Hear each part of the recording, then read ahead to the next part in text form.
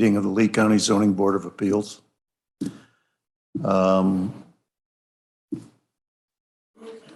Would you call the roll, please? Bruce Forrester, Here. Craig Burrow, Here. Mike Pratt, Here. Rex Meyer, Present. Allie Huss. Here.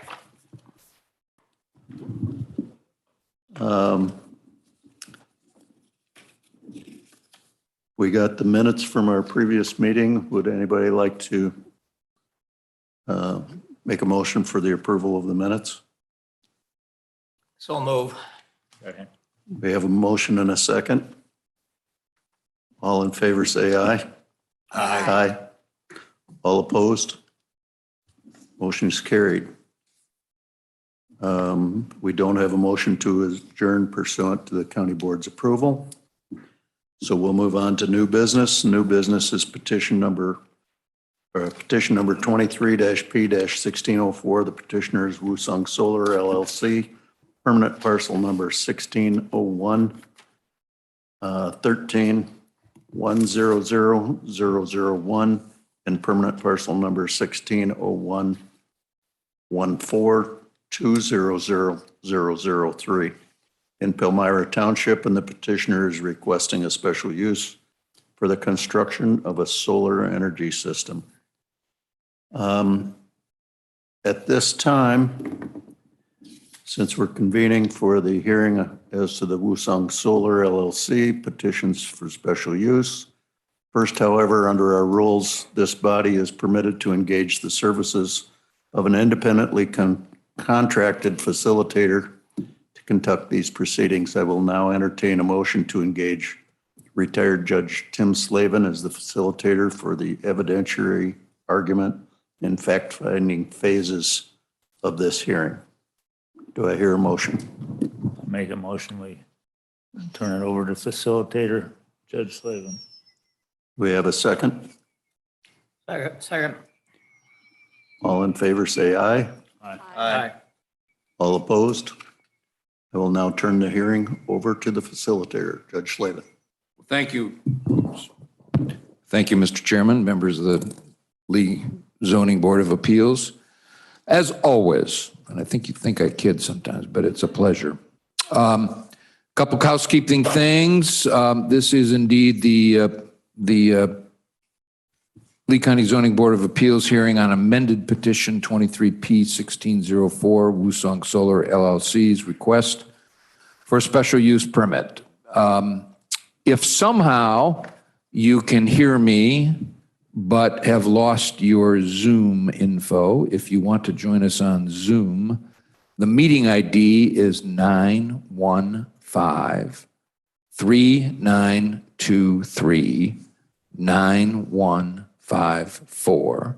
And the password is, as it will continue to be, 209840.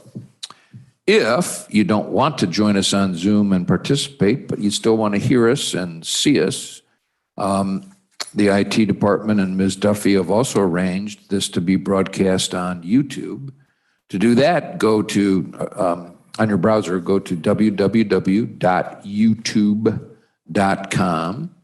In the search bar that should appear, type Lee County, IL, short for Illinois, Zoning Board of Appeals. Don't worry about upper or lowercase letters. It's not case sensitive. And you should then see a place to pick a meeting date. And presuming you want to see and hear us tonight, then June 5th, 2023. Click on that and voila, we should be in your office, living room, or wherever you're watching us. Besides the honorable 5 members of the Zoning Board of Appeals, I also note tonight the presence of Fine Zoning Officer of the county, Ms. Duffy, her able assistant, Ms. Henkel, Mr. Boonstra, the illustrious Mr. Boonstra, State's Attorney of Lee County is present. I see 2 petitioners' representatives. We're honored to have the skillful Jonathan from Lee County IT present. Kelly, the court reporter, is present, as I am. That makes 13 necessaries. In addition, I see in the audience 2 interested parties appearing. That means we have 15 people in the hearing room. And Jonathan, still no one on Zoom? And Jonathan reports no one on Zoom. All right. At this point, as with all public gatherings, I ask you to please turn your cell phones off or at least on silent, at least those of you in the hearing room. All right.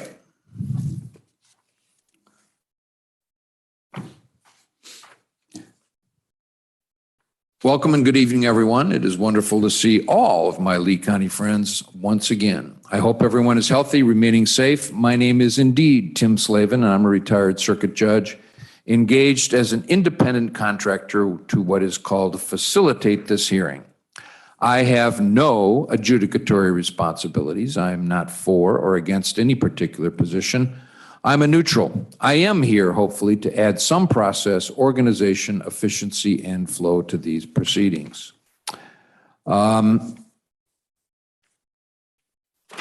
This is, as I indicated, Woosung Solar LLC's amended petition to develop a proposed solar energy system acronym that you may hear throughout the hearing process. The acronym is SES in Bradford Township. Is that correct, Bradford? Marion, Palmyra Township here in Lee County. Thank you. Initially, as opposed to some of the previous hearings over the last couple of years, there are no longer any mandated COVID-related masking or social distancing requirements. Applause, applause. That does not mean any of us should not be sensitive to possible risks to or fears of our friends, neighbors, and fellow attendees. As such, I simply encourage all to maintain distances when practical, and certainly, most of all, be respectful of others' desires to do so. I hope this helps everyone feel medically comfortable. If not, one can also participate from your home, business, or other remote location on the Zoom video conferencing platform, or while not being able to participate, one can watch and listen to us on YouTube. I've already gone over the Zoom meeting ID and the password, as well as the way to watch us on YouTube.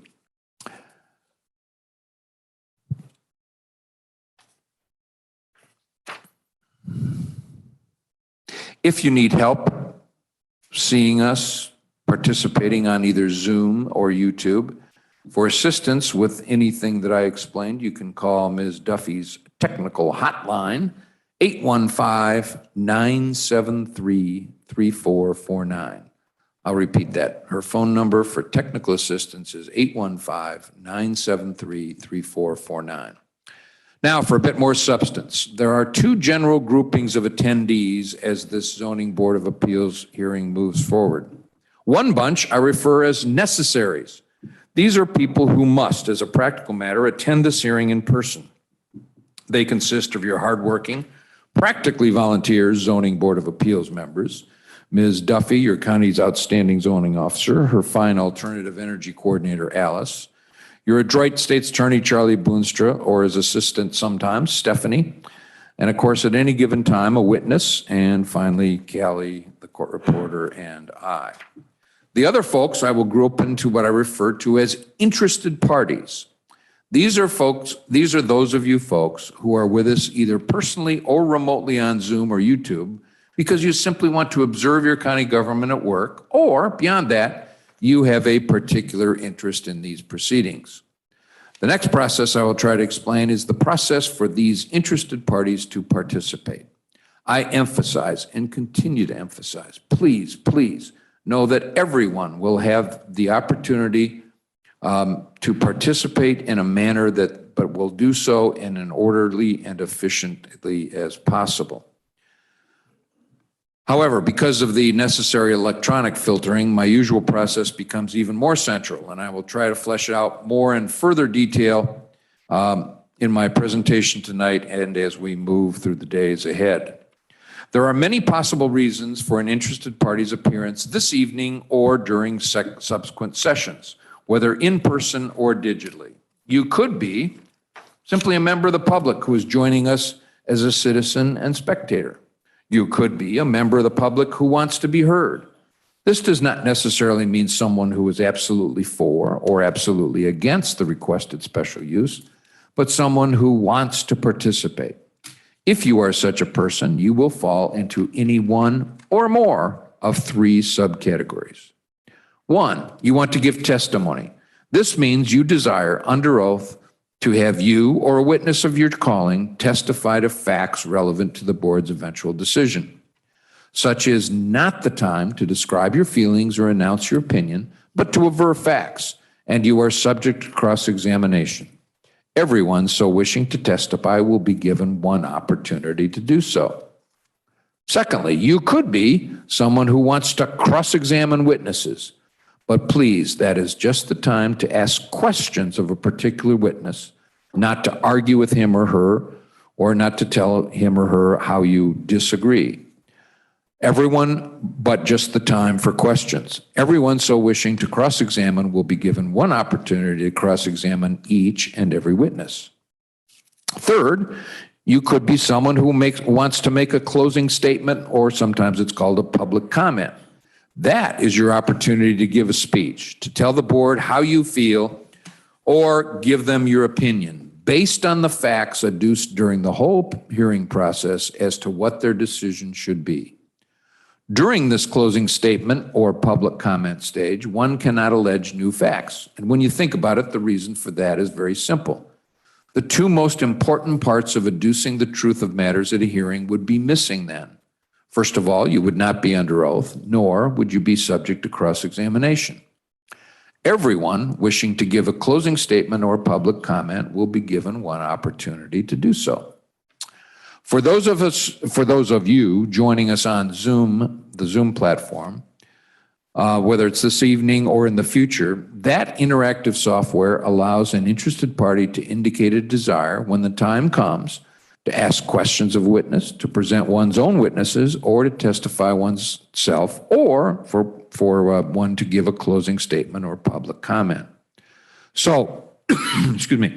When I indicate that the time has come to begin one of those interested party stages, I will ask for participation from the Zoomers. Keep wondering if that's like boomers, but nobody laughs when I say that. So if one is video conferencing, one simply clicks on the icon at the bottom center of the Zoom screen labeled participants, and you'll see it right in the middle of the bottom.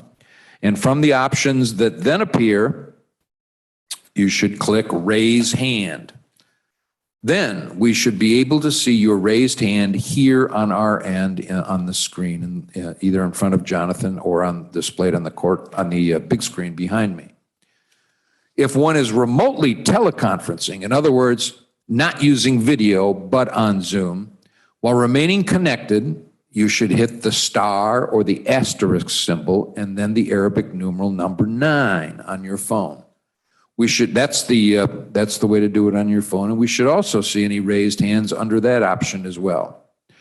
However, I won't be able to call on folks based on a first raised, first come basis. So, calling on raised hands will probably be pretty random, referring to the name, email address, or the last 4 digits of a phone number that appears on our display here on this end. Also, written communications sent in advance of this hearing or any witness material intended as something for the board to consider is subject to Board Rule Article 5, Section 12, that 8 copies be provided. Any communications received that do not comply with this requirement may not be considered by the board. I will now review the chronological progress of the hearing. I know that the narration that follows is really boring and really tedious, but please, reciting it is for everyone to help you feel comfortable and not worry that you will not have a fair and complete opportunity to participate. But at the same time, to alert you when a particular stage is about to present. The applicant has the burden of initially going forward. Accordingly, its agent or attorney may first make opening remarks. Then, to set the stage, Ms. Duffy will be asked to take the witness stand first. Following her direct testimony, the state's attorney, Ms. Henkel, members of the ZBA, and then interested parties both on site and off-site have the opportunity to cross-examine. And please, this is the time only for questions directed to her. After that, the applicant presents evidence, one witness or document at a time. I will place each witness under oath or affirmation. At the conclusion of each applicant witness's direct testimony, the state's attorney, the zoning officers, members of the ZBA first, and then interested parties, both on-site and remote, have the opportunity to cross-examine. And again, please, that is just the time only for questions directed to the witness testifying.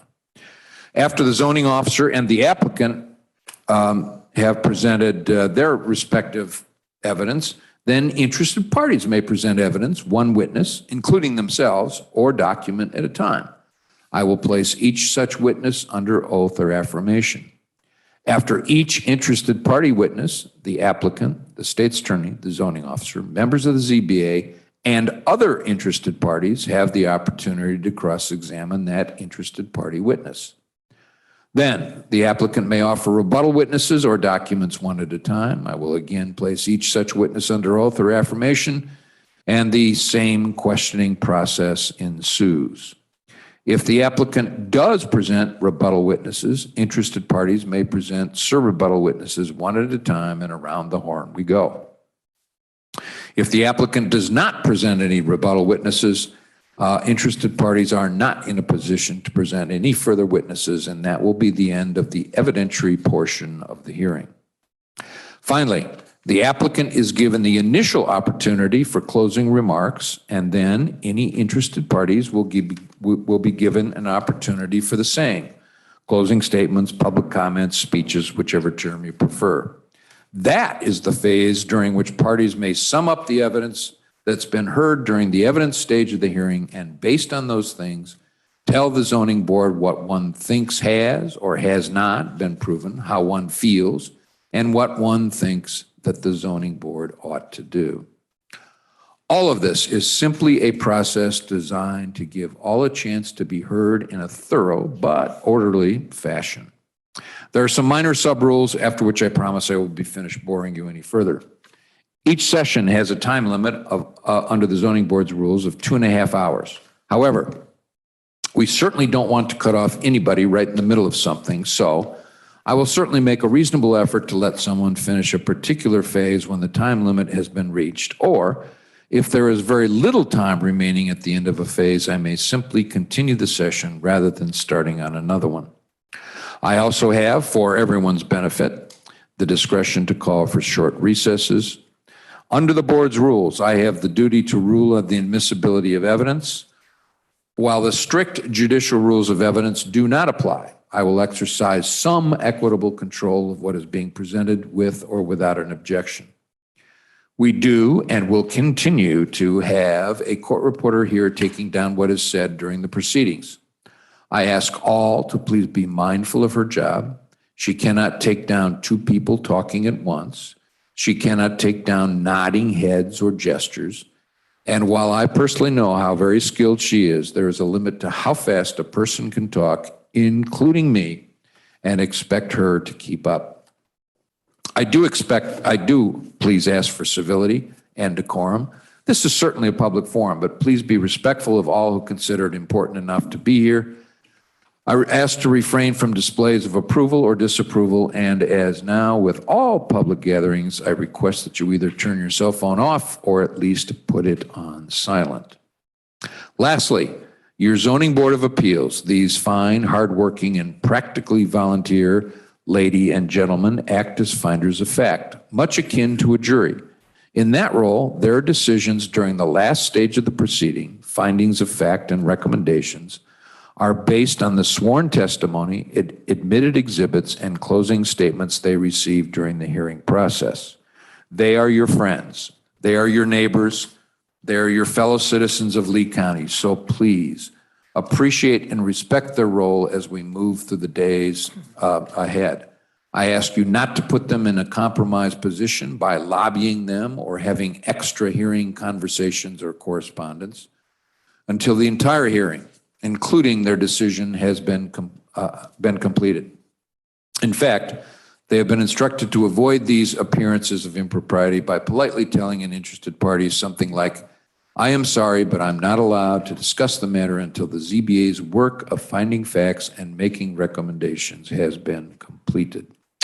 Thank you for your kind understanding in all of these regards, and we will begin. I'll introduce, I guess, Mr. Simonton, Gordon Simonton, who is here, I guess, on behalf of the petitioner. Would you like to make any opening remarks, Mr. Simonton? Good evening. Good evening. Your Honor, and Mr. Chair, commissioners, and staff. Really appreciate the opportunity to be here tonight. So I'm joined by Brendan Cohen, who is one of our project development managers. So I think for us, we just have a PowerPoint presentation, which isn't death by PowerPoint, but it's an easy way for us, I think, to get transfer some information out quickly. So, thank you. Thank you. All right, Ms. Duffy, I'll take the hot seat.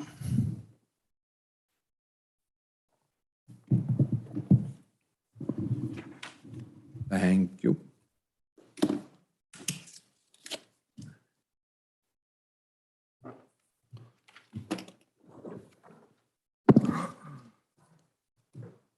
You solemnly swear or affirm the testimony you're about to give be the truth, whole truth, and nothing but the truth? I do. All right, why don't you give us your name Dee Duffy. and your occupation, Ms. Duffy? I'm the Lee County Zoning Administrator. And how long you been doing that? 5 years now. Among your duties as zoning administrator, would it be correct that it's your obligation to accept petitions for special use and keep within your office file system, keep any documents related to that? Yes, that's what I do. And I see you've handed out a binder we'll call ZO binder full of exhibits. Is that correct? Marked 1 through 10. Correct. Okay, why don't you go through those 10 and tell the folks what each of those 10 exhibits are? Sure. So the first exhibit, ZO number 1, is a copy of the file stamped amended petition.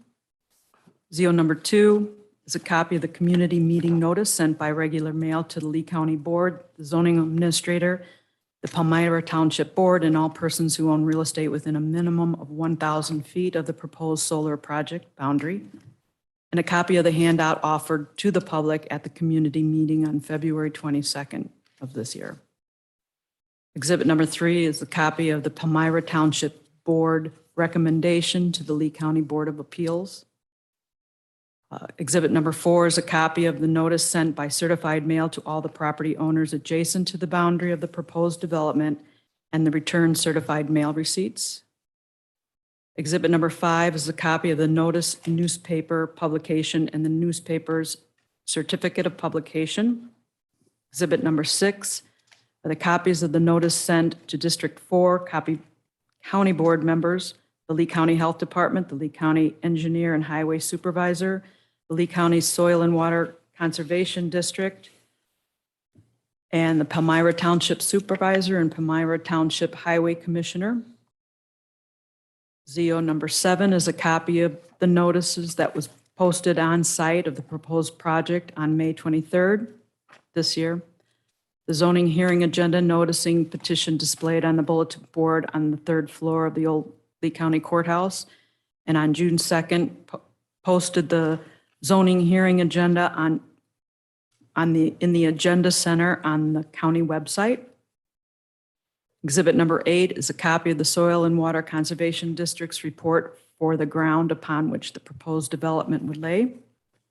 Exhibit number 9 is a copy of the letter sent on May 25th, 2023 to the Zoning Board of Appeals via the zoning office from Mr. Pat McInerney, owner of the property of the proposed project would be located on, stating that Mr. McInerney has entered into a lease agreement with the Woosong Solar LLC and how Mr. McInerney is in full support of the proposed solar project. And ZO number 10 is a copy of the petitioner's supplemental filed material. Okay, thank you. Questions of this witness? Mr. Boonstra? No, sir, thank you. Ms. Hinkle? None, thank you. Mr. Forster? No questions. Mr. Burrow? No questions. Mr. Pratt? So the letters you mailed to the county board members, just in that district, you said 4?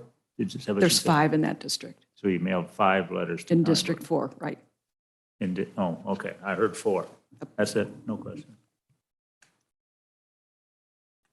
No questions. Ms. Huss? No questions. Mr. Simonton? No questions. Interested parties in the courtroom? Still nobody on Zoom? Just a couple real quick questions. The notice did not go to each county board member, but just the reps from District Number 4? Is that correct? For the notice of, yes, this hearing, correct. You said it was mailed to all adjacent property owner, the notice of hearing. Did that also include in everyone within 1,000 feet of the boundary? I had just adjacent to. Okay. Behind number 4 are a number of, I'll call them scanned images of USPS tracking numbers. Is that for the mailings? That's the certified mail receipts, correct. And the order confirmation just says Sauk Valley Media. Do you know in which of their publications it was published? Date-wise? No, in which publication? They got other publications. Which newspaper? I'm going to say the Sauk Valley Media, but I don't have it in front of me right now. All right. Thank you. You can step down.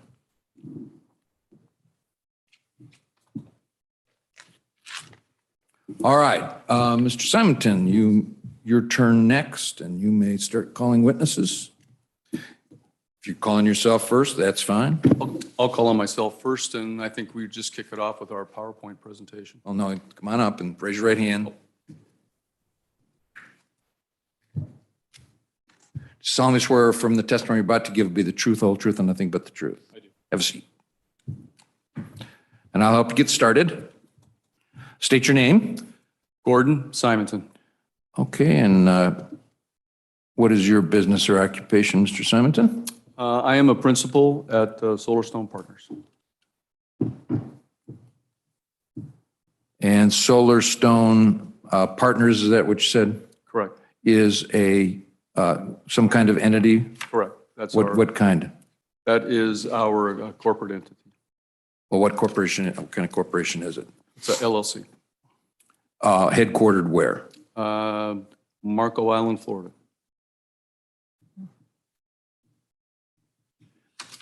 Besides being a partner, do you do duties for Solar Stone? I do. Okay. What kind of duties do you do for them? I do land acquisition. I do permitting. I do project development. I do civil development with our civil team. And I also handle all of the title curative. I just didn't hear you. Title curative. Okay. And Solar Stone has something to do with property here in Lee County, is that correct? That is correct. What does Solar Stone have to do with property in Lee County? We have a lease agreement. Solar Stone does? No, we have, are you asking about our project? Yeah, yes. Yeah, our project in Woosung. Okay. Who owns the project in, Pat, oh, who owns it? yes, It would be Woosung Solar LLC. thank you. And that entity is headquartered where? That also is in Marco. Okay.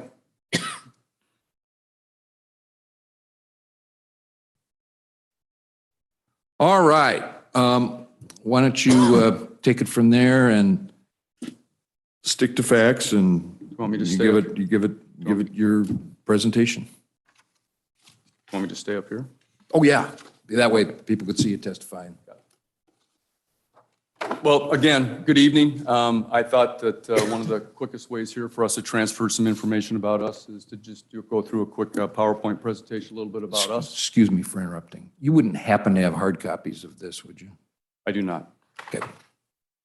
We're an experienced renewable energy developer. We have principals have developed over 3,000 megawatts of renewable energy. We've got about 40 years of cumulative experience in the power sector. I am based in Minneapolis, Minnesota. We have community solar projects. We started in Minnesota in 2014, and we have 14 projects that are on Xcel's grid, which would be comparative to Xcel and our public utility with ComEd here. And then we have 2 projects that we built back in 2020. One is in Clinton County, and the other one is in Winnebago County, right just outside of Rockford. So those 16 projects produce 69 megawatts AC with the grid. We also have, and we'll be starting construction, we already have, with 5 projects here, and we'll be producing about 10 megawatts there. So 2 of the projects are in Clinton County, and the other 3 are in Stevenson County. So by the end of the year, we'll have 21 combined in Minnesota and Illinois. And then we've got development going on in New Mexico, New Jersey, Wisconsin, and Pennsylvania. And we've got about 30 projects in the pipeline there. Some of those we're waiting for legislation, similar to what happened here in Illinois and Minnesota, with the state legislature mandating that the public utilities need to participate. So we're waiting for some of those to roll out. New Mexico just announced their awarded projects for the first round down there. So we had 8 projects in, and we're waiting on those to determine whether those have been awarded to us, probably in the second round is what we're thinking. And then in 2022, Rochester Public Utility and the Mayo Clinic, there was a, which is in Rochester, Minnesota, there was an RFP, and we were awarded that RFP for a 10 megawatt facility. That's the largest facility that we have built, and that went operational in the spring of 2022. Brief project history. The solar project, this one, the Woosong project, was actually fully permitted in 2018. So when the lottery came out in 2019, that project, because of the lottery and the ordinal ranking, was pretty high. We did not get that project awarded. So through that process then, the project was not selected in the IPA, and that permit that we had expired in 2021. So the point here, I guess I just wanted to make is this is our second time in permitting on the same project. And if you fast forward to 2023, we're seeking a new permit from Lee County and the Palmyra Township. Just some solar legislation here for Illinois. The Climate and Equitable Jobs Act, CEJA, that was passed by the state legislature in September of 2021. For the first round in the lottery, the state didn't have any more funding for the program. So in 2021, the legislature passed additional funding that allowed us to be able to put these projects in. They have a points and awards system to do that. And we also, at that time anyway, we're looking at this project as definitely a possibility for us based on that. There's 2 public utilities that are involved in this mandate to participate, Ameren and ComEd. The first phase opened under this new legislation in November of 2022 with 160 megawatts that they put out for capacity to be awarded. The second phase is one that we're looking at for this project, and they're looking at sometime in the summer of 2023 for another 200 megawatts for that. So in our view, the state of Illinois has doubled down on the community solar projects and reinvested in those. I think their aggressive goal, I think by 2030, I think they're looking for 40% renewable energy, the state is. And I'm sure you're also aware of the legislation that they passed in January, HB 4412, which that is putting some limitations on setbacks and also the level of approval process that you would need to go through is basically what that is. And as I understand it, I believe Lee County has complied with that. Is that accurate? You don't, you're here to answer sorry. questions. Nobody else is under oath, just you.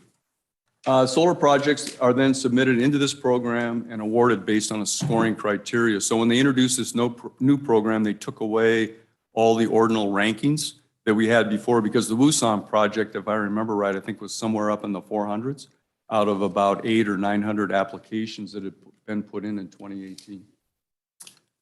Project overview, it's 2 parcels, and we have both of those are under site control, and they're owned by the McInerney family. We've got about 40 acres total across those 2 parcels, and we would be looking to use for our premise or our footprint about 31 acres of that for a total for a 5 megawatt solar facility. There would be a single access road that would be coming off of Pilgrim. Our point of interconnection would also be on Pilgrim Road. There's a 3-phase line there that runs back to the substation. And then the LISA score that we were dealt was 210 off of the threshold of 220 points. The technology that we're using, it's single axle trackers. They follow the sun, so there's sensor technology in those. They start in the morning on the east at about 52 degrees, and they move throughout the day to the west and then reset in the evening. These are also bifacial panels. So this is new technology for us. And what I mean by bifacial is, as you can see in the lower right-hand corner, there are panels on the top, and there are also panels underneath. I get asked all the time, why are the panels underneath if the sun's not going to hit it? Interestingly enough, grass, gravel, dirt, and sand have reflectivity properties of about 25%. So there is some production being picked up. And the other advantage we have in the northern hemisphere is snow. So if it's a sunny day and there's snow on the ground, we're getting about 90% reflectivity with that. So that bifacial is actually picking up additional production for us, and the panel wattages have improved immensely since we started in 2014.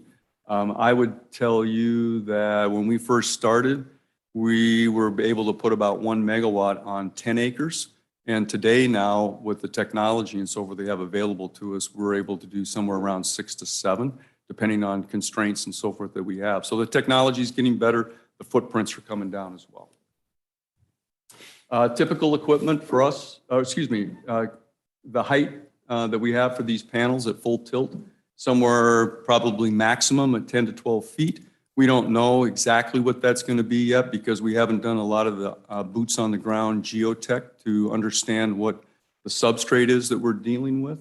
So if the piers that we put in are shorter, then that height would be down too, but we just like to show that that's probably the maximum that it would be. We also have to have a perimeter fence around the entire facility, and that's for insurance and safety purposes. Spacing, typically with these, is somewhere between 18 to 20 feet between the rows. We can take up to a grade of about 8%. On this particular site, there may be some spot grading that we may have to do, but we, don't want to move a lot of dirt anyway, because that's expensive. And so we try to limit that as much as possible. But this is a pretty level parcels that we have here, so we're not anticipating that.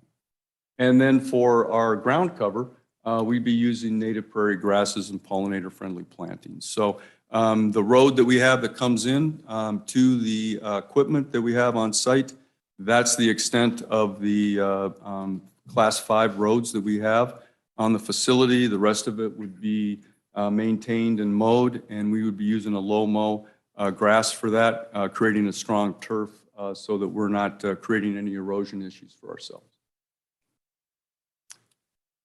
Glare, we get a lot of questions asked, typically about glare. General characteristics are the panels themselves are designed to absorb light, and they're also coated with an anti-reflective coating.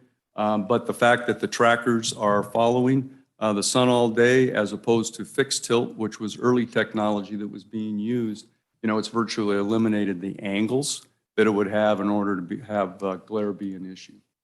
The other thing I would point to too is there's approximately 39 regional or international airports in the United States that either have solar on a building or on adjacent ground. That happens to be Indianapolis, I believe, which is off-site there from the facility. But all of these have to go through stringent FAA testing. And I'm sure you can imagine with the safety of the passengers and the pilots that that is a very rigorous process that they have to go through from a glare standpoint.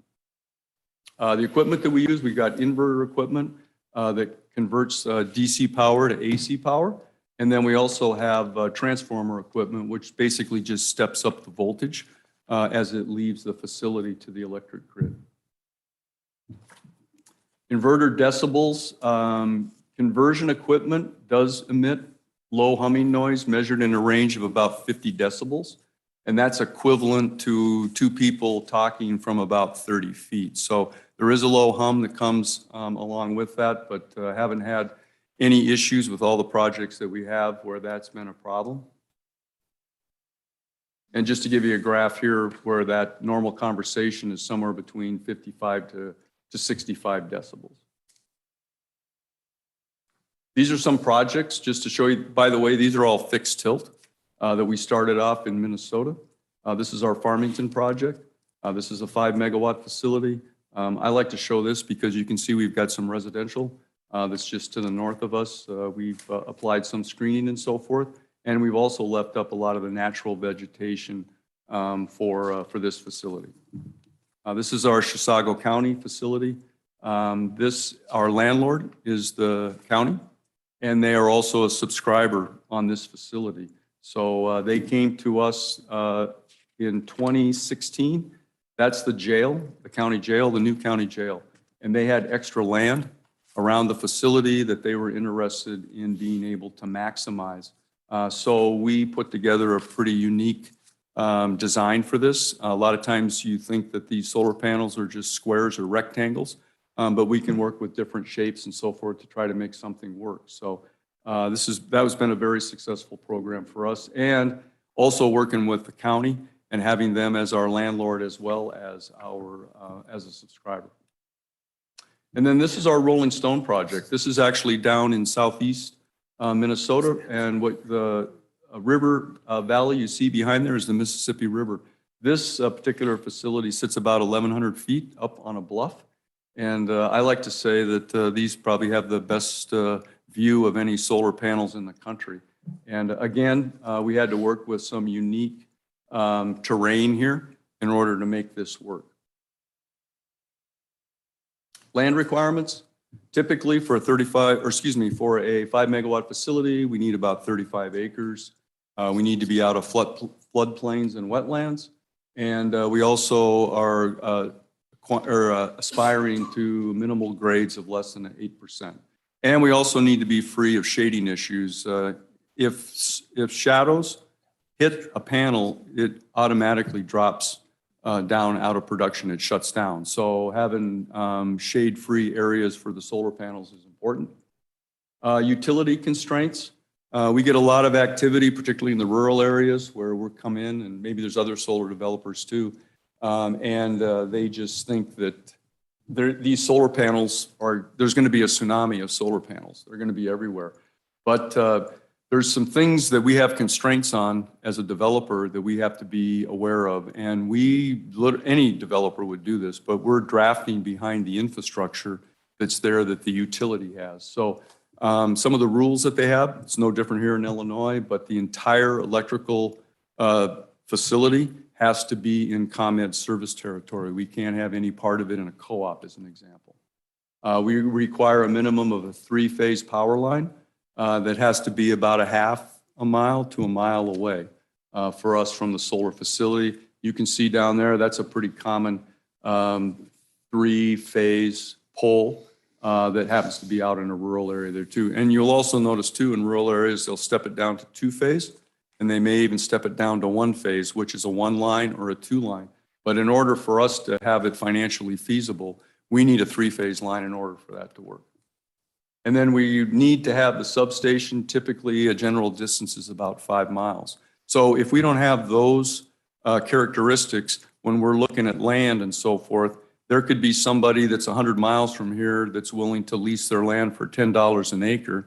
We can't run an extension cord that far in order to make that financially feasible. So the bottom line is any developer for solar is being limited by where the infrastructure is that the utility has. Substations also need to have additional ability to be able to absorb that energy. So part of our analysis, once we get the permitting process done, is we will be looking at what our interconnection studies are to determine what the costs are if we have to do upgrades or whether that facility can absorb that energy. Some will ask, well, why don't you do that before? They don't typically give us that information unless we are paying for it for the utility. Screening options, we've used different things. We've used junipers, we've used vines, and we've used conifers. So that is something, techniques that we use for screening, or we will sometimes come in, like we have a project up in Harvard, Illinois, and there's areas where there's natural screening, but then there's gaps. And so we're coming in to fill in those gaps with, whatever they require us to do. And then the other thing I wanted to show you was a few years ago, because I think it's sometimes difficult, we always talk about distance buffers as opposed to screening and distance. And so we did some drone photography probably about 4 years ago, and that's our Big Lake facility, and it's right next to a potato field. So we had a drone come out and shoot from 10 feet all the way back to 1,200 feet at eye level. So this gives you a pretty good idea from 400 feet of what that solar facility would look like.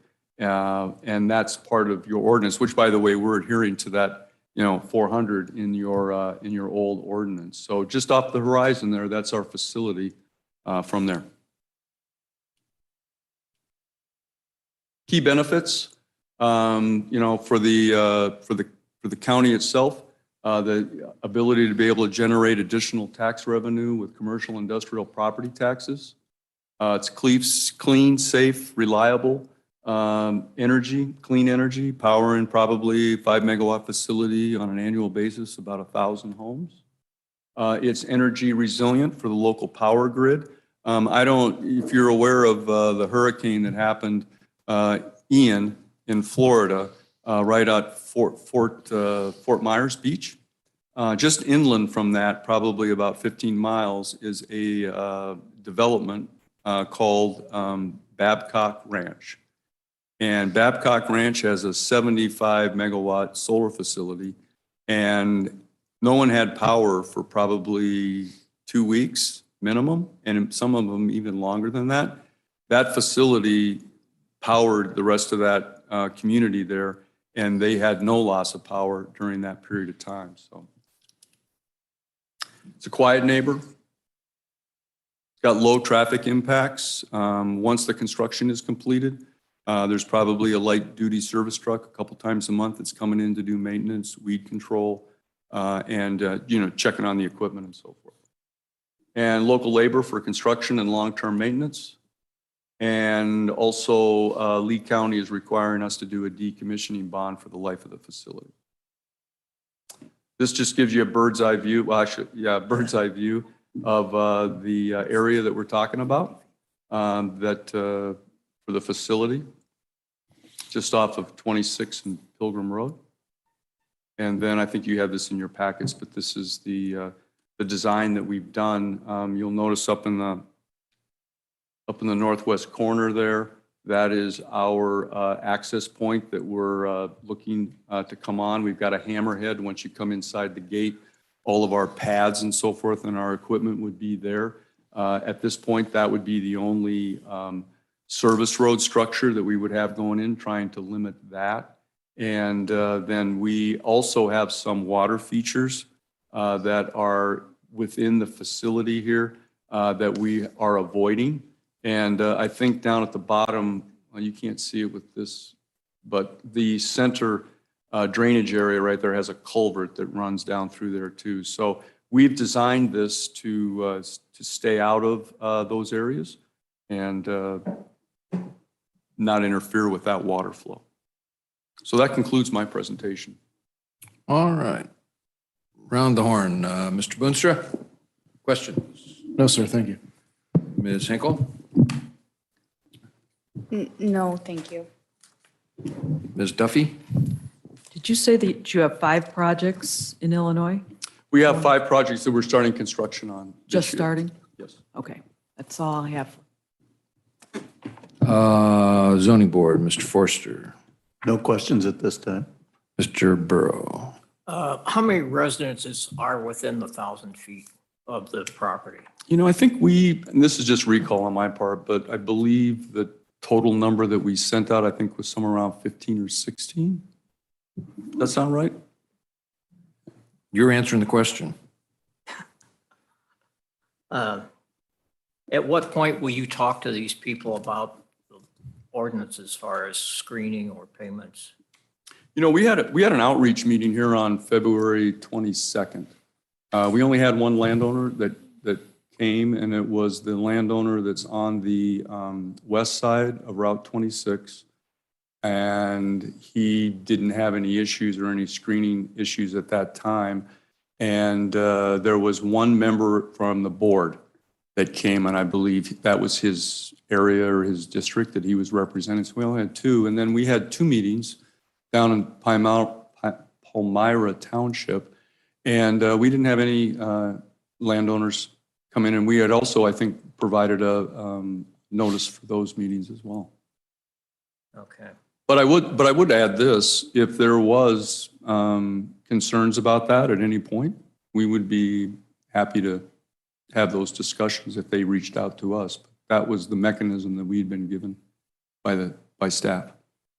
Okay, thank you. Mhm. That's all. Mr. Pratt. So you stated that the tracking system starts in the morning facing east, goes west. Yes, And then it resets. yes, Resets after sunset, I assume. yes. How long does it take to go back? I don't know the exact time for that, but it's ready to go in the morning. I'm not sure. That's a good question. I don't know the answer to that. So you don't know how fast it does it? You don't know if it makes noise when it goes back? These systems, what we have with the trackers and the worm gears, there's not any noise that's coming from those panels moving. Is it a continuous motion? It's very slow on those worm gears as it turns. Okay. So you commented that you would do spot grading. Elaborate a little more on that. Well, there could be some areas, like some of those low areas that are in there where we may want to make it such from an engineering standpoint that we can put the panels in and they're all level. But I don't know all the answers to that. I'm just letting you know that we're not going to, on this particular project, we're not coming in to do, moving mountains of dirt around. We don't need to do that. But there may be some areas where we've got a ridge or something we need to maybe plane off in an area, but we have done that. But we wouldn't know a lot of that until we get into the civil development side of it to do that. You also said there would be no gravel road within project boundary. Yep, as I pointed out up in the northwest corner there, we will come off a Pilgrim and there will be a class 5 gravel that we will use to enter off of that. And then we will come through and put a hammerhead right past the gate. And the transformers and all of our pads and everything will be right there. So there won't be, there's no asphalt. The only concrete we have on it is the 2 pads that we would for the equipment. Other than that, we have no other artificial material to create impervious surface. During construction, there won't be a need for a road anywhere through there? They typically won't do that, no. How do you plan to cross what's delineated wetlands or waterway there to get to the panels on the southeast? We would probably, on that particular, you're talking about the finger that's coming down all the way across? Correct. Yeah. We would probably have to do something there with a culvert or something that we would probably have to take care of that to make sure we've got that passed over the top.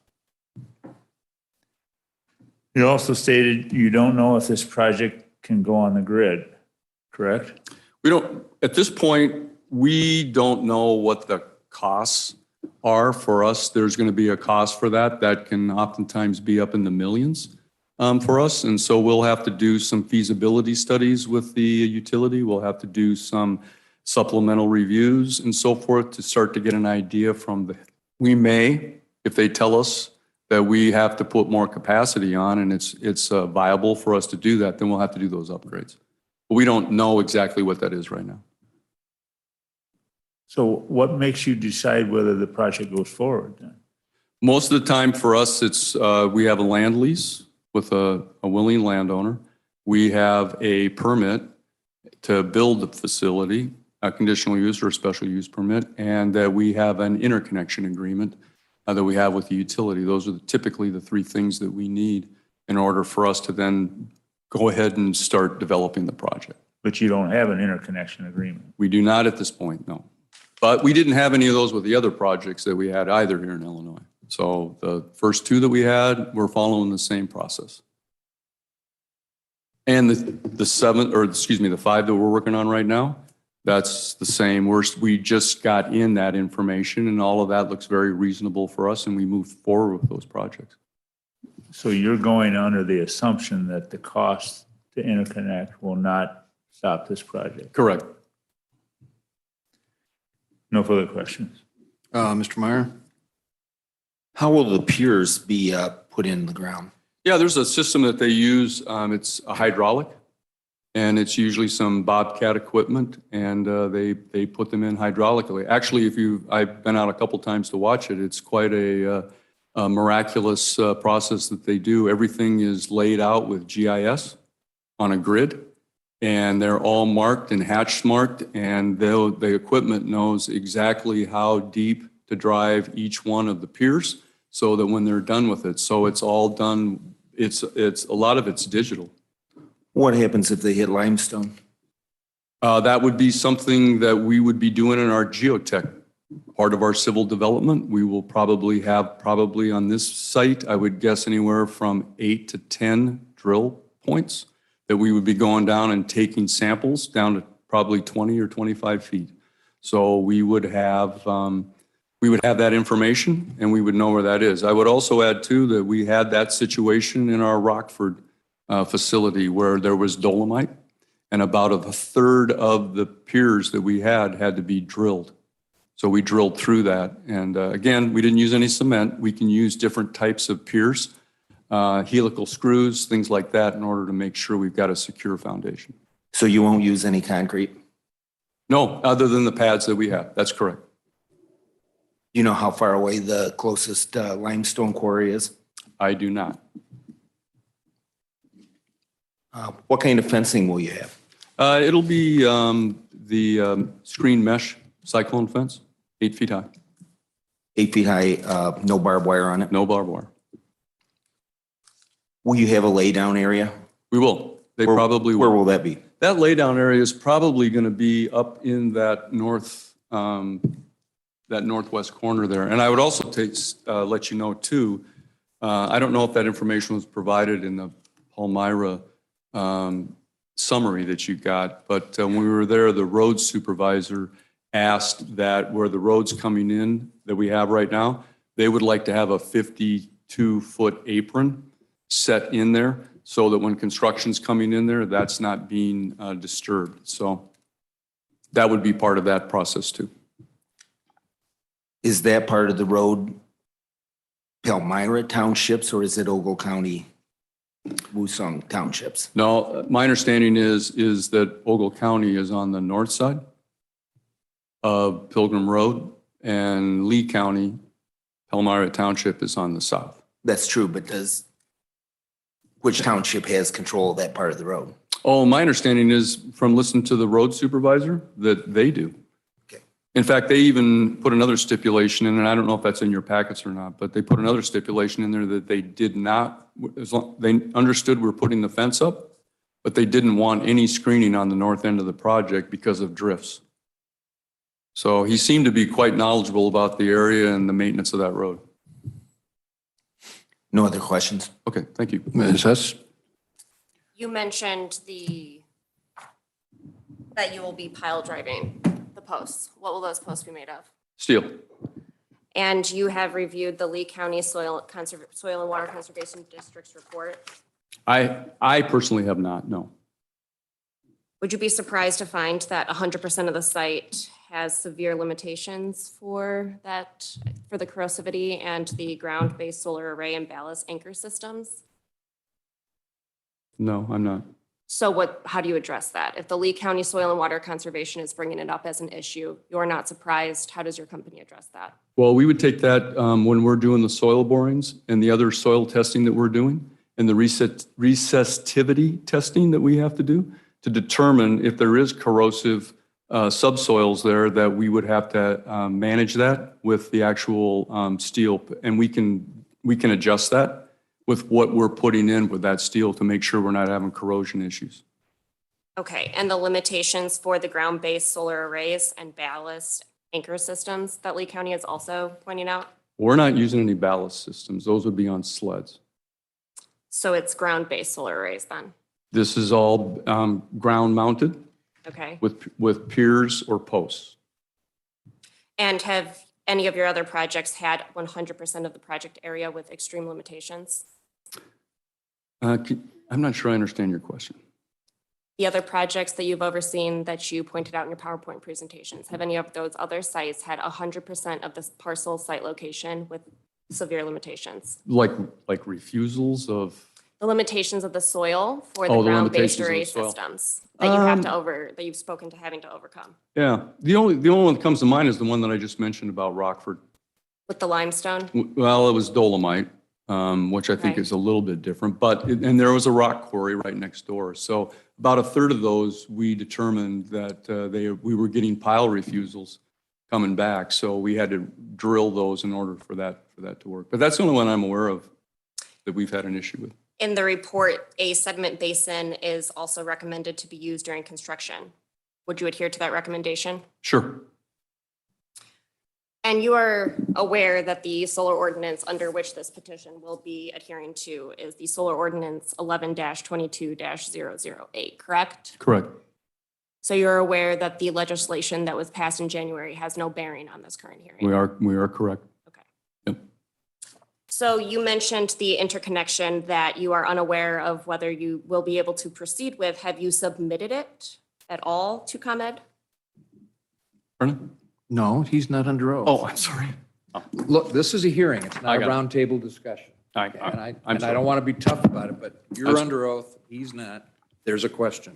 I think we have put in some pre-applications for these projects, but they give back very limited information in terms of,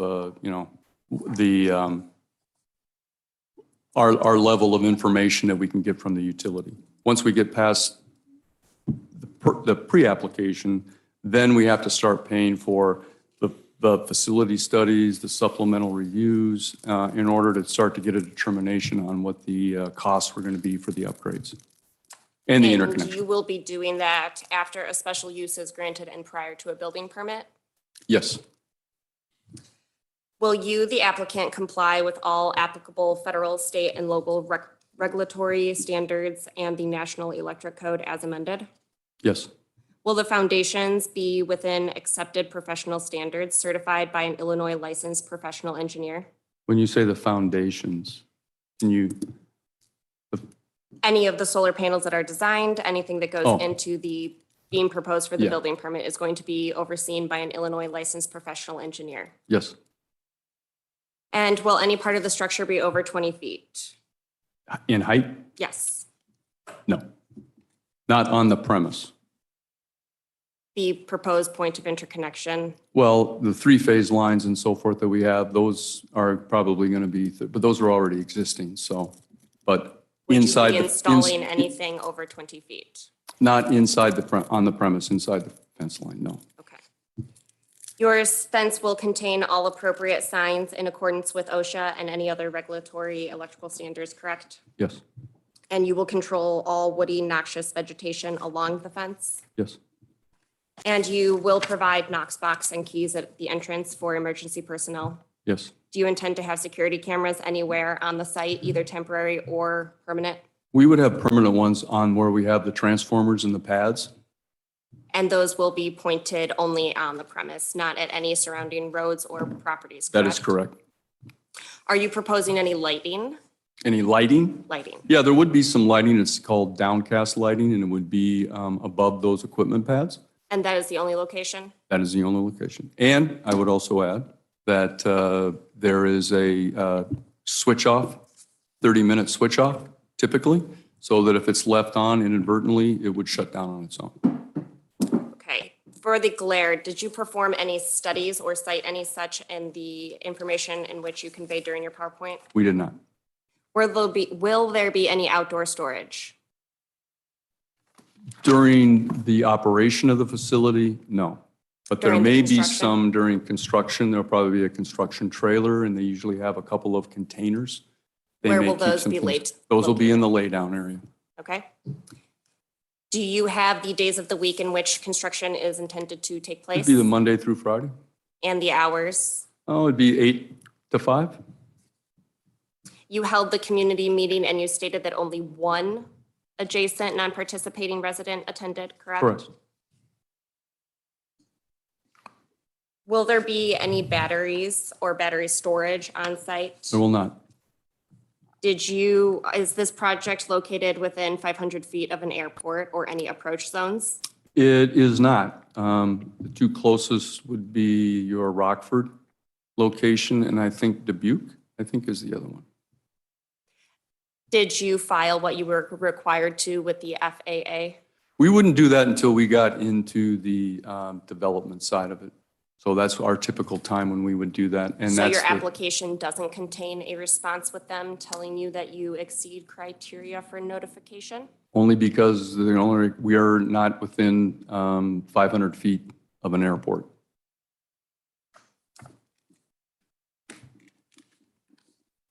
We'll come back to that.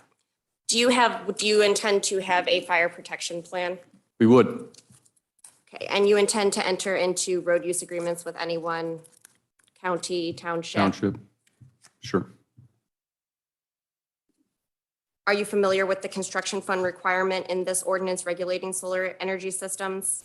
Yeah, we did take a look at that, and I think that's something maybe later on that we would like to have a possible discussion about. But yeah, we did see that. Your consulting fee? Or, And yes, and you Yeah. understand that the Lee County engineer sets that amount. yep, understood. And you are entering it on the record that you are going to oppose? No, or not opposed. We were discuss, just or what's looking, that? we were just looking for the timing of it was all. The timing of when that amount would need to be paid? Yes. And why is that? I think is it 30 days? Why? She's asking the question. Yeah, I can't answer your question, sorry. Right. If it's not something that's a possibility, we were just going to ask the question and see if that was a possibility. If it's not, and it's not acceptable, and there's a hard line with it, then we would adhere to that. Are you asking for any other deviances from the ordinance? No, So you're not asking for 3 years from the date of this approval as opposed to the 1 year for the interest of the lottery? I'm not sure I understand that question.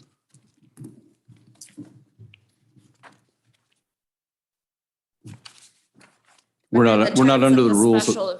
Under the terms of the special use permit, you are authorized, this is given for 1 year. You're not asking for the board to consider it to change that for a 3-year grace period?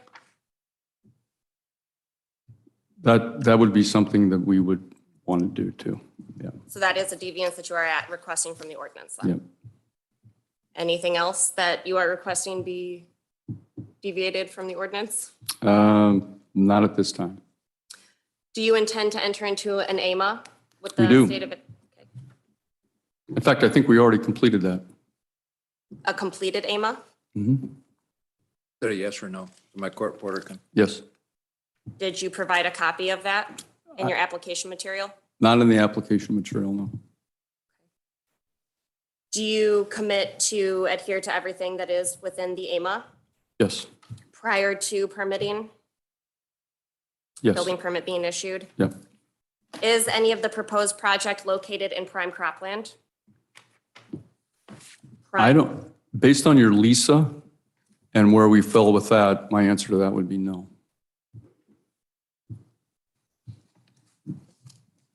I don't know your definition of prime farmland. I'm assuming you're using the 225 that you have for your threshold versus where No, ours that's can. not delineating.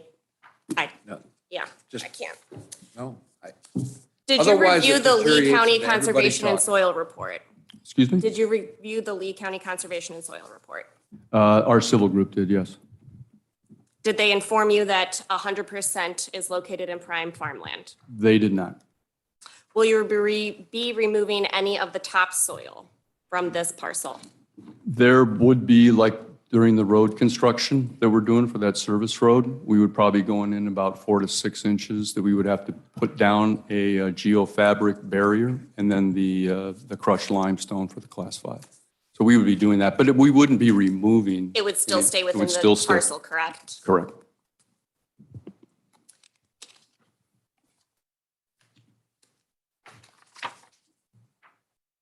Will there be any vibrations from this project? No, not during operation, I'm sorry, not during operation. what about construction? There might be in the vicinity of where the piles are being driven there with the hydraulics, but it's localized to, that specific area right there. Would there be any particle emission from the proposed project No, during operation or construction? no, Would there be any odor associated with the project? no, Would there be any heat created from the panels or the project area? no, I don't believe so.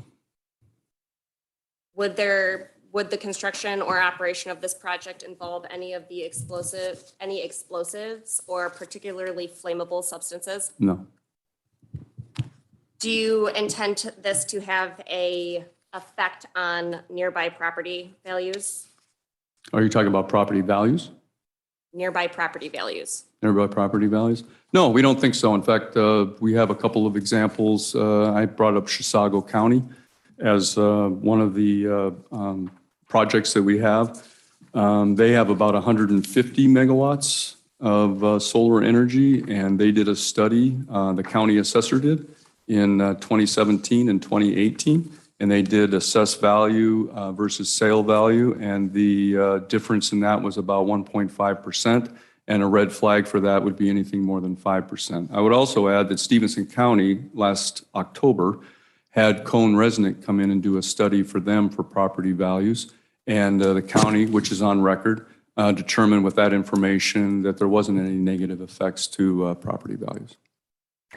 The 1.25 differential that you cited from the county, was that a decrease in property value? Actually, it was a slight, it wasn't a decrease, 1.5. Yep. Do you believe that this project specifically will have any effect, positive or negative, on the local environment? I don't believe so, no. The application, did you show or note any existing pipelines and utilities? We did our desktop review of that, and there wasn't any pipelines that transect the parcels. Did you do a title search to discover such? We did not. We just did a desktop on that. We have tools that we can use to do that. And I would add that if there was, through the title search, there was one there, then we've had other projects where we've had to deal with that, with easements and so forth that we need to do to comply with that. Have you familiarized yourself with also the repowering provisions in the ordinance alongside the decommissioning? I have not. Does the applicant carry general liability insurance as set forth in the ordinance? We do as part of our lease agreement. Okay, and that specifically is what entity that is carrying that liability? I don't know what the entity is, but it's set at 2 million in our land lease. And then the owner operator, at some point with a transfer of ownership, then would have their own. Will there be any communication interferences associated with the project? No, I don't believe so. In fact, part of the FAA requirements that we have to do, which back to your other question, if we're not within 500 feet of an airport, they don't require in their notice of criteria tool that we would have to do anything for glare. But they do require now that we have to have a communications review and study done, and we have to submit that in. And that's because of their facilities that they have that are located to provide handoffs for the FAA. So we have to do that. But I would also add that we haven't had any, with any of our projects, any problems with interference. And a lot of that has to do with the fact that the wireless technology that we use is on a completely different frequency. So have you done that interference study, or you will be required to do one at a later We will be date? required to do that. We will do that on our own. And if there was a complaint or an issue with interference, do you commit to responding and mitigating as required by the Lee County Sure. ordinance? Absolutely. Will there be any magnetic fields created by the operation of this project? I think on the transformers and the inverters, there is going to be some EMF, but it's very localized, and it's all been approved, NEC and UL too. So I think they would all be within those boundaries. If this petition for special use permit were to be approved and the project was constructed and operated, would that have any effect on area employment? No, I don't believe so. So it will be an unmanned facility? It will have some maintenance. Folks will have an O&M agreement, and we will be hiring people to come in and do the mowing, weeding, anything else we have to do, also maintenance. We have the ability to be able to monitor the facility. So if a panel goes out, we'll have to have somebody come in and take that, or whatever the repair and maintenance are. So there are some jobs that are created.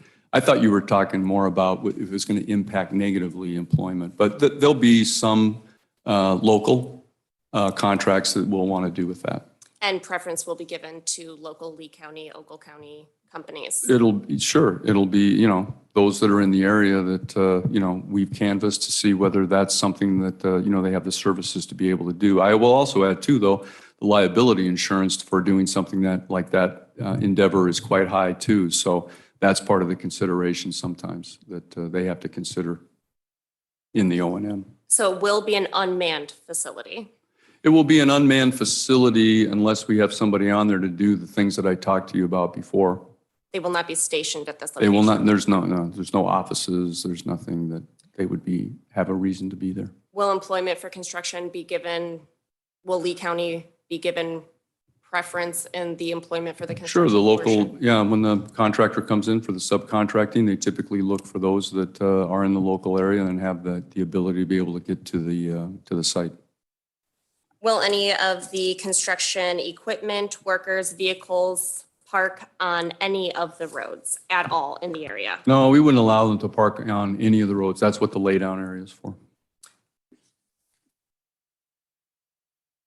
Do you intend to comply with all the requirements set forth in the ordinance regulating solar energy systems? Yes, Have you reviewed the Lee County Comprehensive Plan?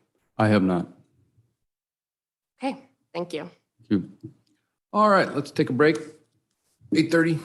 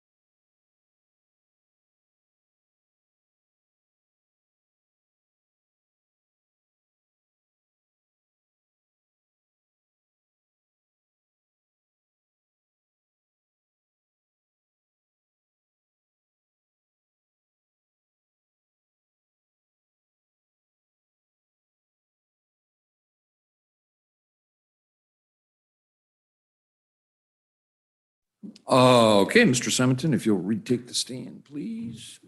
Do we have anybody in Zoom at all?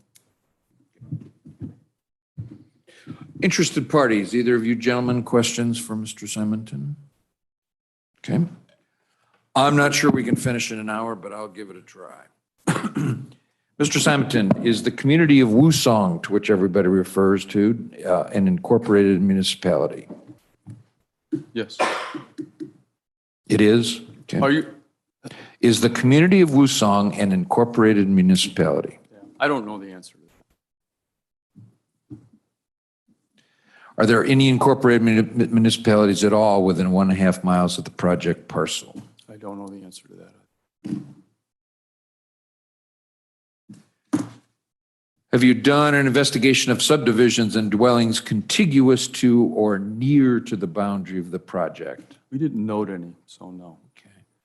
Are there any subdivisions within 1,000 feet of the project parcel? We didn't note any, so no.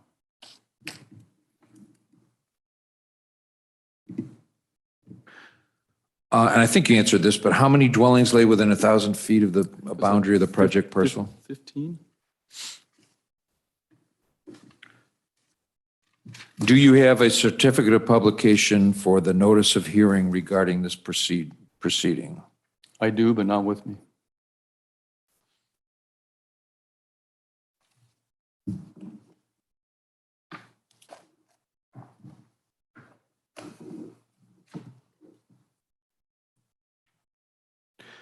Was a notice of this hearing sent to all property owners within 1,000 feet of any boundary of the proposed project? Yes, sir.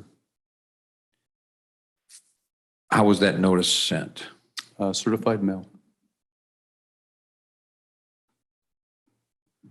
Who mailed it, if you know? Part of our data analytics group. When you say our, Company? so Woosong has a data analytics group? Yes.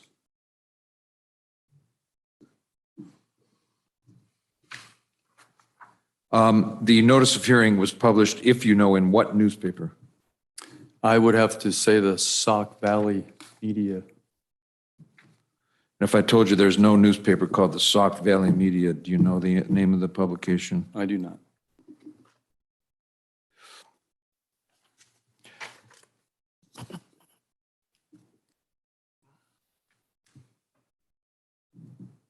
Okay, Woosong Solar LLC, what does it do, that entity?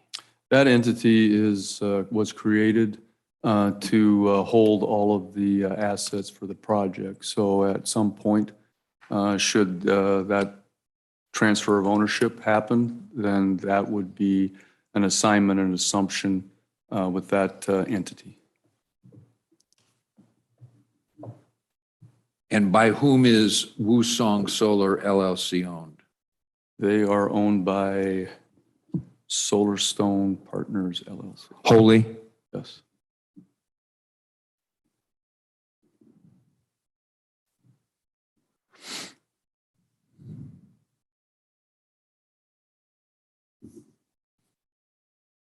Would Woosong Solar LLC, at least presently, intend to develop, construct, operate, and maintain this proposed project for its useful life? At this time, yes.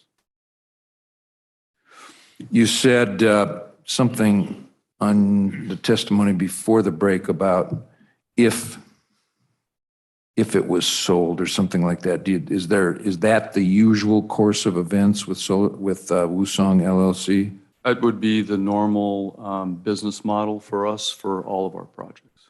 So I'm going to re-ask the question. Will Woosong Solar LLC develop, construct, operate, and maintain this proposed project for its useful life? If we follow the business, I said at this time it would because we haven't made that decision yet.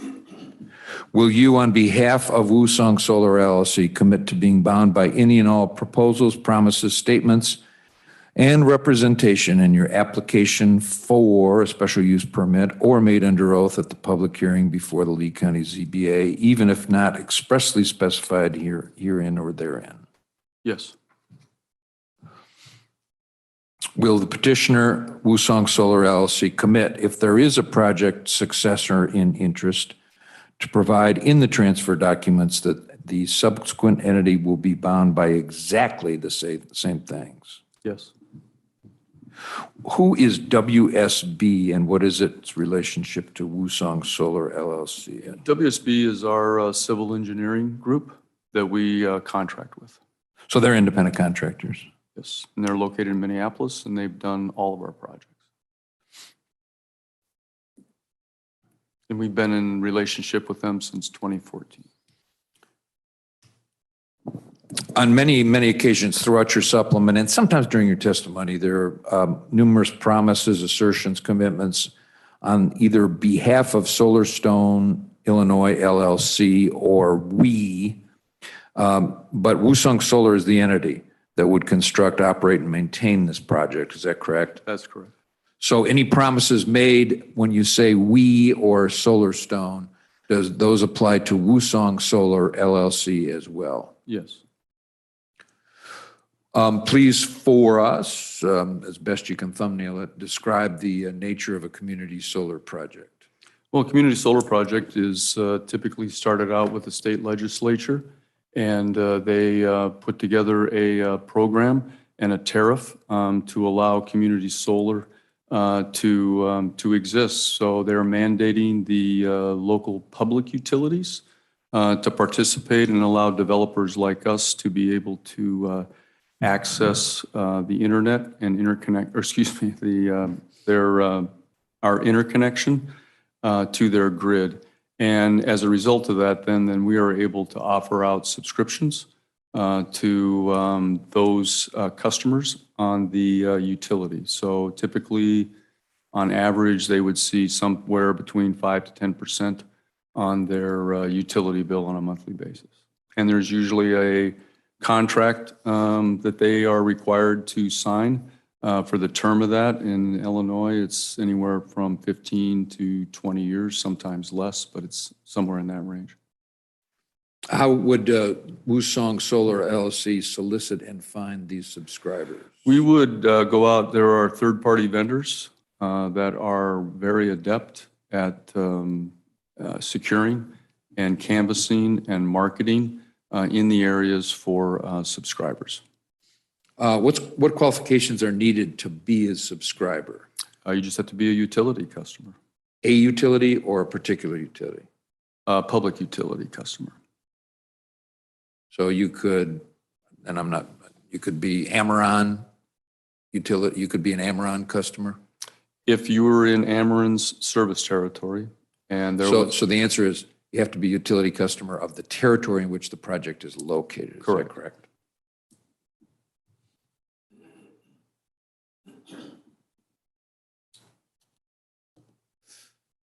Do local or county citizens get a preference to becoming subscribers? I wouldn't refer to it as a preference, but I can tell you that the marketing that's done for it is more successful in the areas where the community solar is located.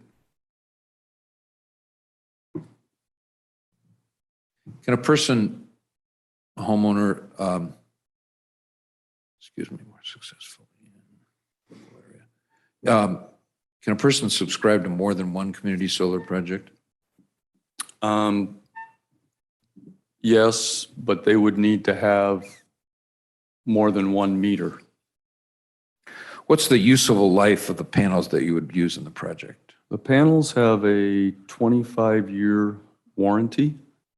And on the panels themselves, our leases are typically 45 years, and the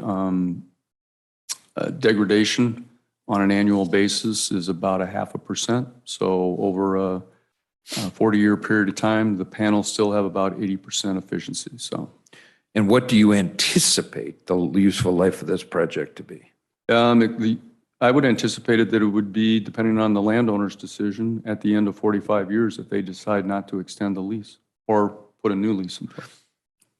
Is the lease for 45 years? It is. It's a 35-year lease with a 10-year option.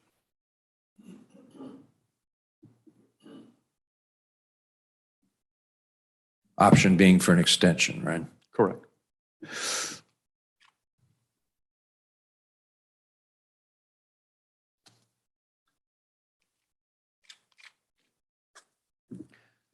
So your application reads that the size of the whole of what we call around here the project parcel or parcels, that is the entirety of the host parcel or parcels, is 41 acres. Approximately 31 of that is devoted to the proposed SES footprint, and that about 9 acres is an existing stand of trees, correct? Correct. So is it then correct that the project parcel, that the whole, other than the trees, the whole of the project parcels would be used for this SES? Correct. How far is the nearest PV photovoltaic panel from the edge of Pilgrim Road? 60 feet. And how about to the edge of Route? People around here call it different. It's either 26 or 52. We'll call it 2652. How close is the nearest panel to 2652? Well, we're required to be 50 feet, but the distance is much greater than that. More I would than say 50? It's close to, 150 plus.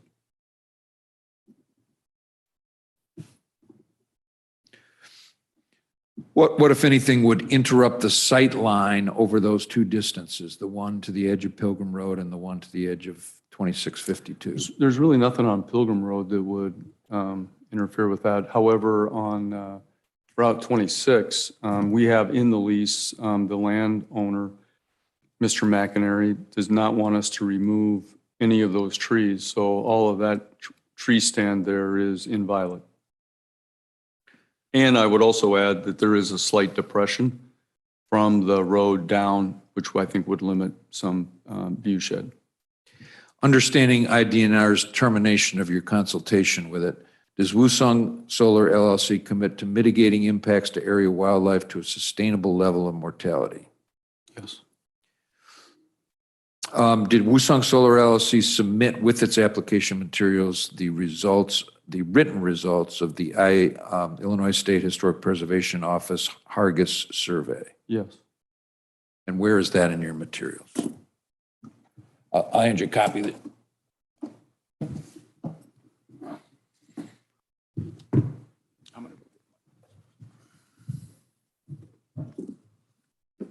It's easier to get your own, that's fine.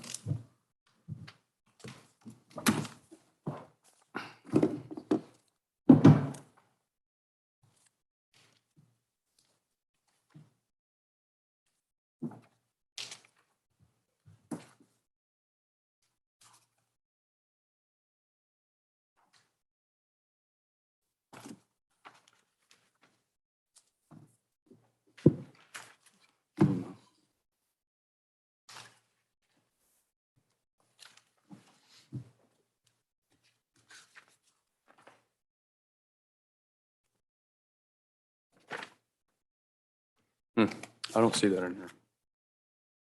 So the answer is no? No. Did Woosung Solar LLC host an Lee County ordinance required community meeting? Yes. Where?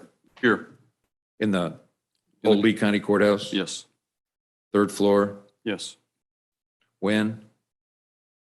February 22nd?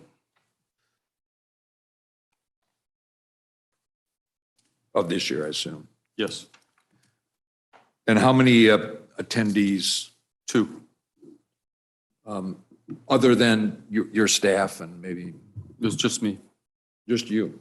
And so one other person, 2 other. 2 others? 1 landowner and 1 board So there were member. 3 attendees, two Well, if you landowners? count me, yes, 3. Okay.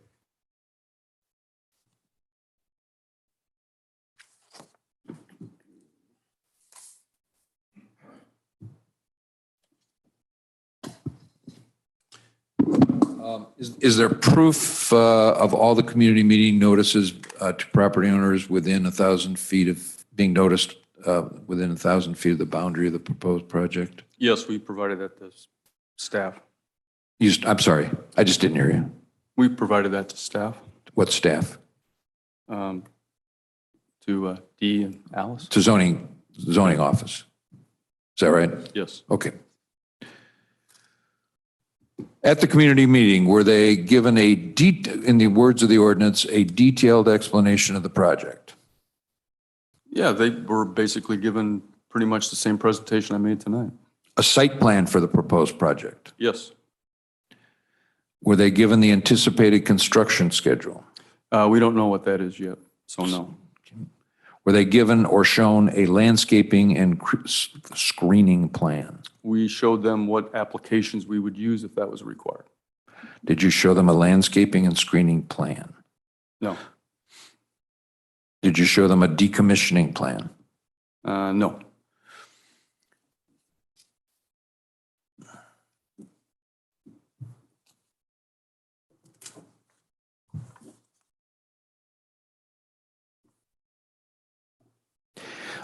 Your supplementary materials read that Woosung Solar LLC wants to commence something by the spring of this year, understanding that we are now days away from the end of spring. What's the new anticipated schedule?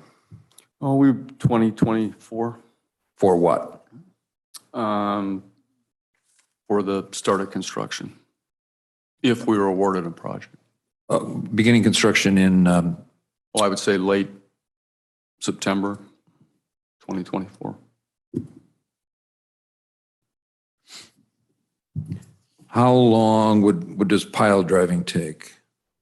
That's probably for that site that size, probably about 2 to 3 weeks.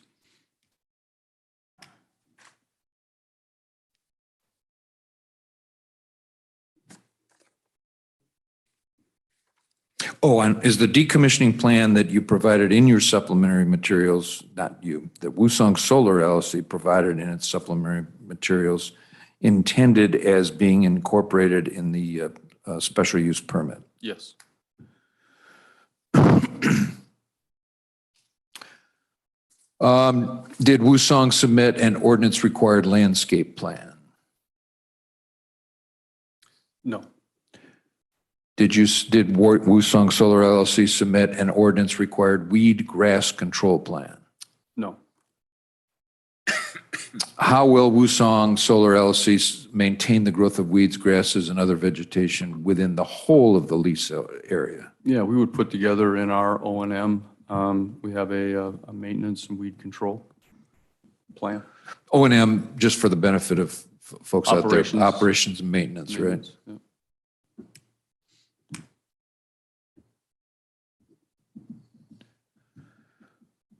Will that be done while minimizing environmental risks? Yes. All right. Understanding that the soil and water, the Lee County Soil and Water Conservation District indicates that 100% of the project is prime farmland. Let's go into that a little bit. You said topsoil will be, it'll be scraped down to, what'd you say, 4 to 6 inches for the access road? For that access road, yeah, some of that. And what is done with that topsoil? It would remain on the site. They could probably use it for some of the shoulder work and so forth, but it wouldn't be removed.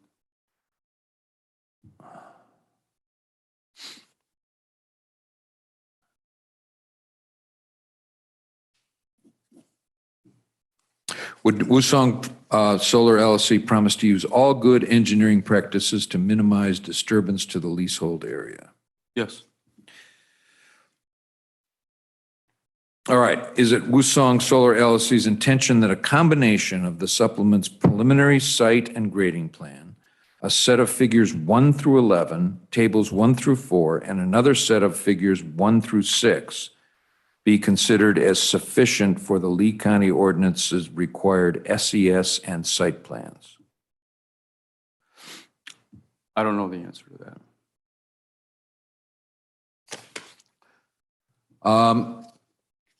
Where on any figure, drawing, or schematic that you submitted as part of your supplementary material are property lines of adjacent to the project parcel? And if they're there, if you know.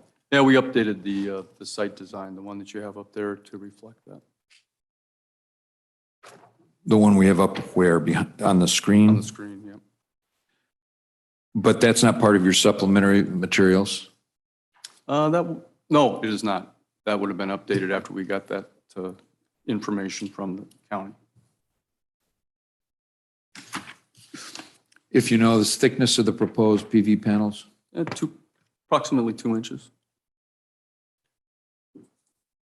Spacing between panels? That's like 18 to 20 feet. Isn't that between rows? What about between panels? Well, we always look at it between the spacing between the posts, so I don't have the specific one between the panels.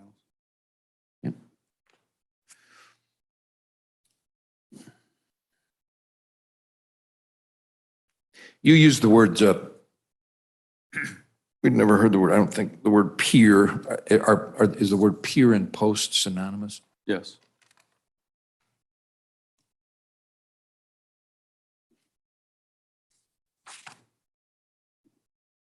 How many transformers would there be in the project? 1. How many inverters? 40? How are the inverters set? They'd be set at the end of the rows. On what, on bare ground, gravel, what substance? No, they're up on posts. They're on posts? Yeah, And the transformers would be on these equipment pads, right? those would be pads. Yep. But I thought you said there was 2 equipment pads. There are 2. We would have another pad for the meters, switchgear, some other electrical equipment.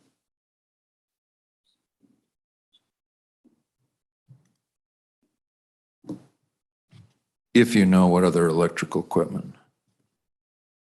I don't know the specifics of that. I know the meters and some switchgear, but You submitted not you, I'm sorry. Woosung Solar LLC submitted a FEMA map. Is there a firm layer of that FEMA map? there is, but that wasn't part of the submittal. All right, electric collection lines between the panels and sections, would they be buried? Yes. How deep? Oh, those usually go to close to the frost line.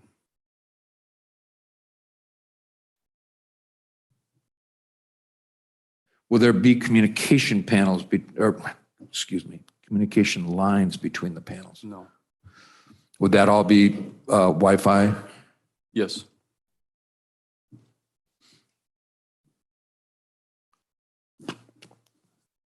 Is there a Lee County soil survey included in the supplement anywhere? It wasn't, but I brought one with me. You want to mark that and admit it, or it's up to you? Sure. Okay. You got 8 copies? Okay, no, can't do that then. The supplement reads that the owner, which is really an LLC, indicated there were no drainage tiles.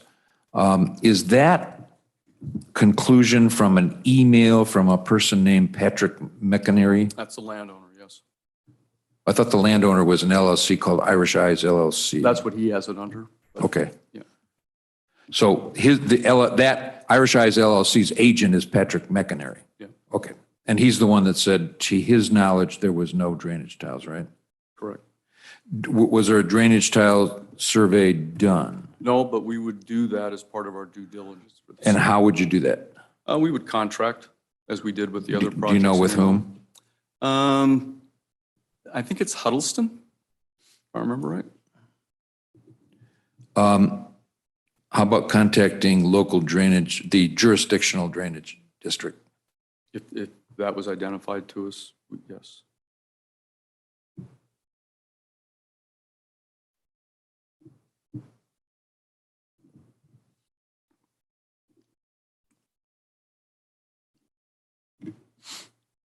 If there are any drainage tiles actually located within the project site and they are damaged by any of Woosung Solar LLC's actions, by when would they be repaired? We would do that as soon as possible. Having standing water or creating water issues for ourselves is not ideal.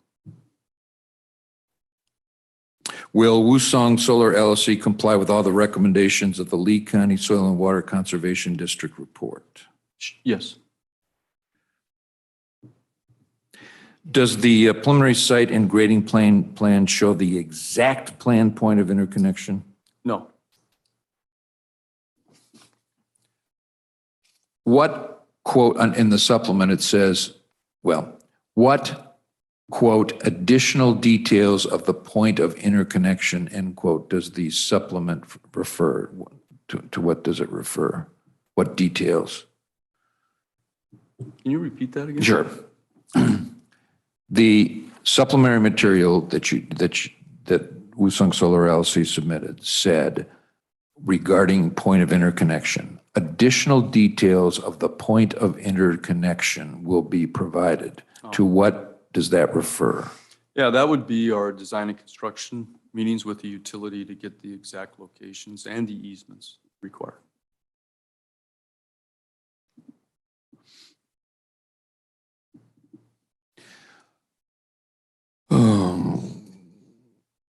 How many acres, if you know, is the planned, quote, stormwater detention area, unquote? We're estimating that to be about 2.5 acres.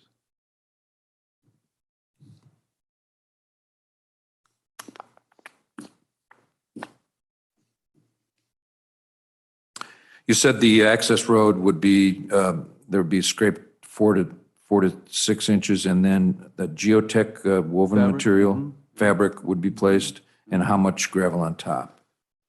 It would be that probably, 2 to 3 inches, I'm guessing, on top of that. What kind of gravel? Class 5 limestone.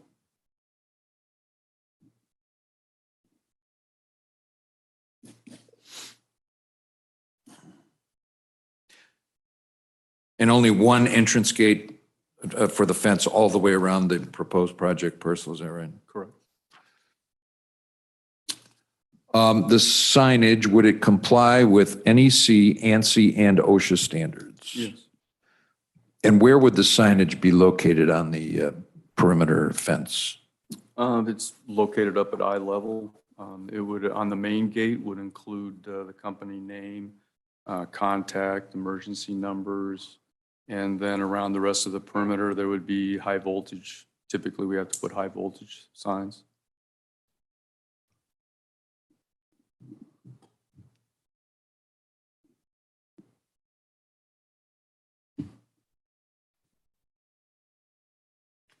Would that sign have an emergency contact number? On which one? The high voltage? No, I'm sorry, the The gate. Yes.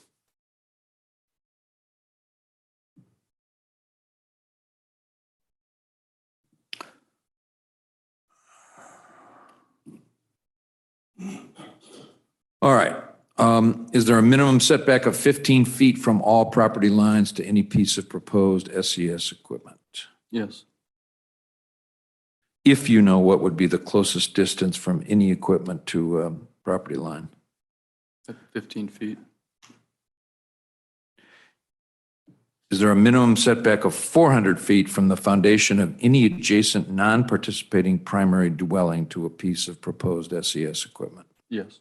And what's the closest distance, if you know? I don't know the answer to that.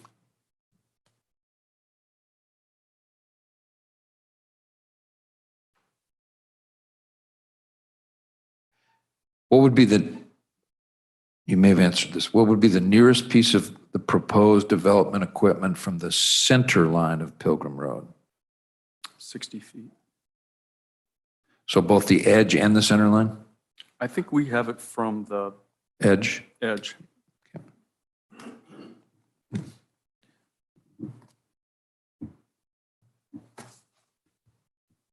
How far would the nearest dwelling be from a transformer? Oh, more than 500 feet, 500 plus. About from any of the 40 inverters? 400 plus. About from any, well, actually you said there's no permanent outdoor storage, right? Correct.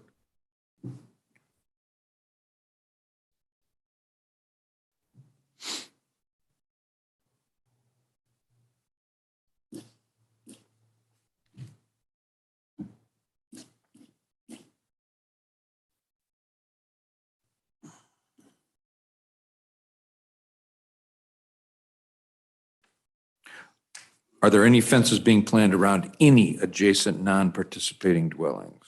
No,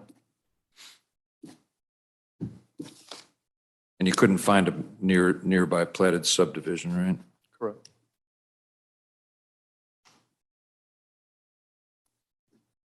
Did you submit in your application material standard manufacturer specifications for your major electrical equipment? No,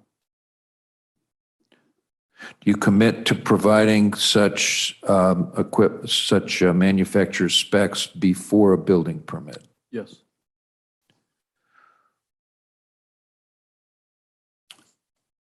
Ms. Huss asked it a little different way. I'm going to ask it this way. Will Woosung have an Illinois licensed engineer certify that the foundation and design of the solar panels is within accepted standards before a building permit would be issued?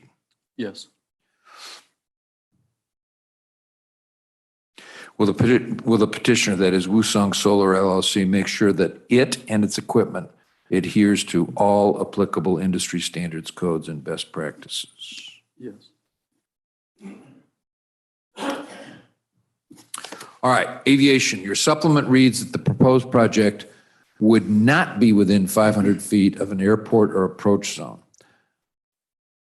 However, if you know, how close is the nearest airport? I think I had Rockford, I think at 52 miles from what we had done. And I think Decatur was in excess of that. So you're not familiar that Dixon Municipal Airport is within the outskirts of the city of Dixon? No,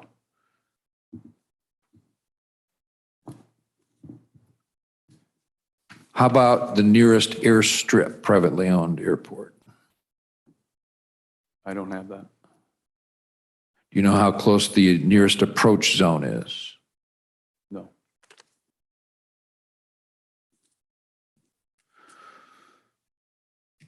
In your supplementary materials, and not yours, I apologize again, in Woosung Solar LLC supplementary materials is a result of FAA's notice criteria tool indicating that the proposed project exceeds the criteria for a navigational facility. Are you aware of that?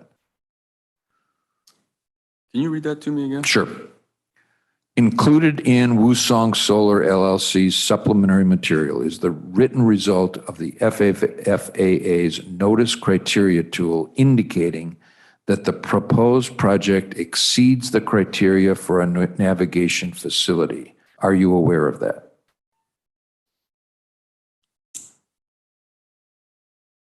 No, Then you don't know what navigation facility they refer. well, they would not give that information to us. Just So you don't know what navigation. it's Homeland Security, they're not going to provide that. What did Woosung Solar LLC then have to file as a result of that notice criteria tool? We would do that notice, Craig. We haven't done that study yet, but we would do that as part of our due diligence.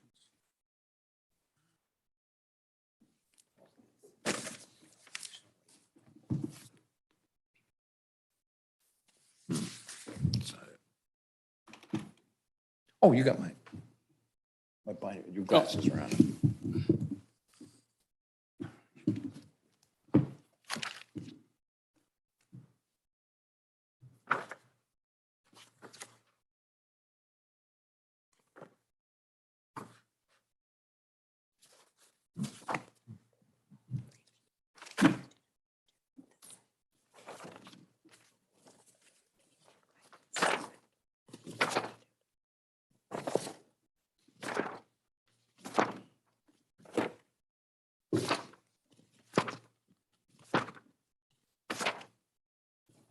There it is, Appendix A.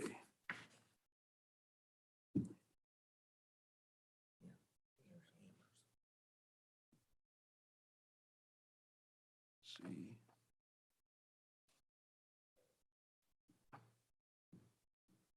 All right, I'm going to show you in your application material what's, doesn't have page numbers, but at the top, put in yellow highlight, notice criteria tool. If you'll take a look at that for me, please.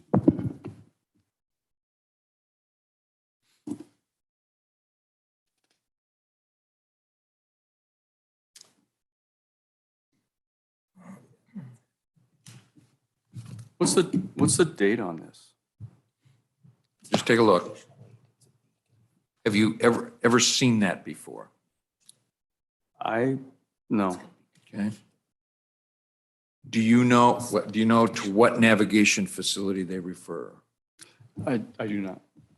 Do you know what Woosung Solar LLC had to do as a result of this exceeding the notice criteria?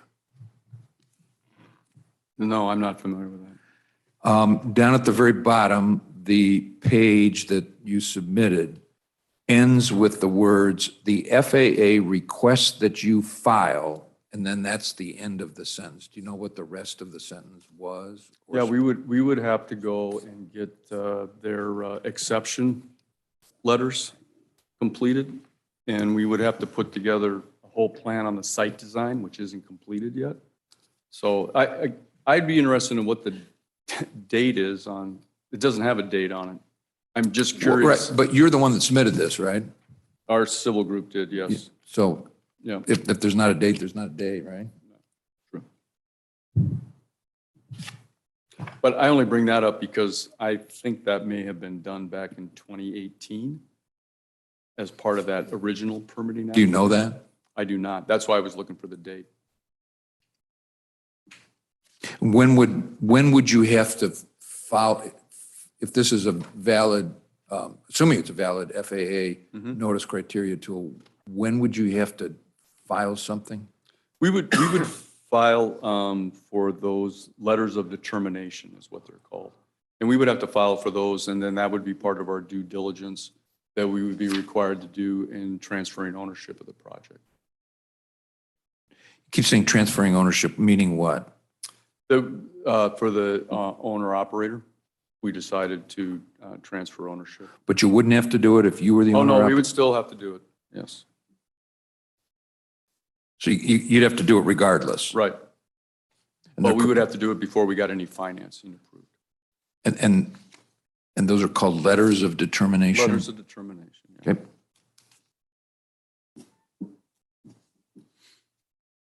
Will Woosung Solar LLC commit to entering into one or more road use agreements as required by the Lee County ordinance? Yes. During construction, what would you estimate the daily traffic to be? First of all, let's talk about personal vehicles. Yeah, I would say on the personal vehicle side, during construction, that's going to fluctuate, but somewhere between 15 to 20. And how about trucks? No, that's going to fluctuate during construction too. We're going to see some, semis coming in with the equipment and so forth in the first few. How many would you guess daily? 2.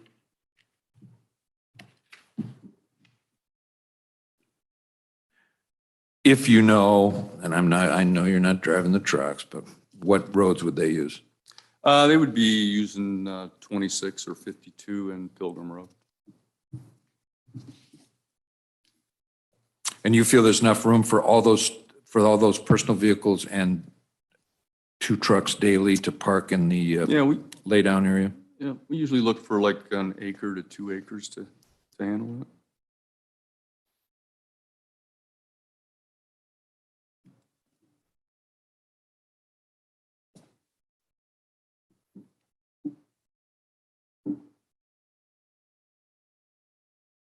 I know you said, but what days of the week would it Woosung Solar Monday LLC? through Friday? Thank you. These security cameras, if you know, would they rotate? I don't believe so, no. They're pretty much just to monitor the gate and the equipment. But if they monitor the gate, wouldn't they be pointed out? One of them would, if you have multiple ones.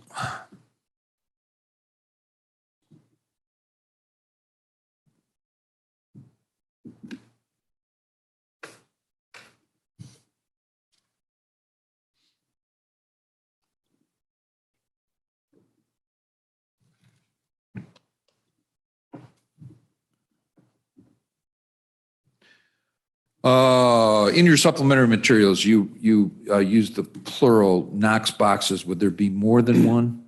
It would just be one. It's probably a type.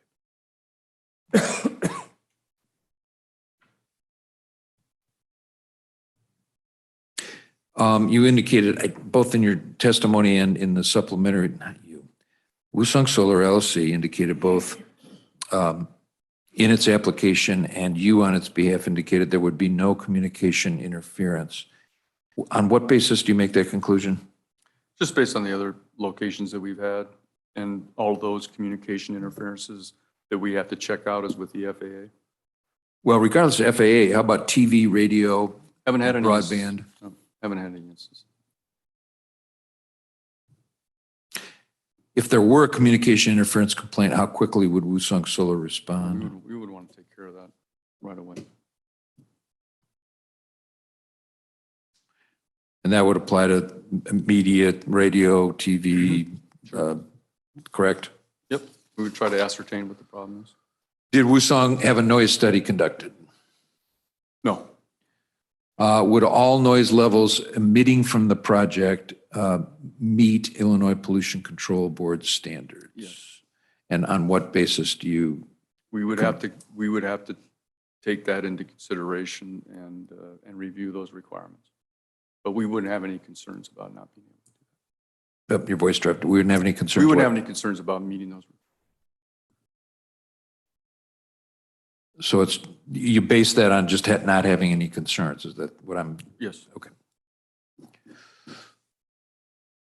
Would Pollution Control Board standards be exceeded during construction, if you know? I don't know the answer to that.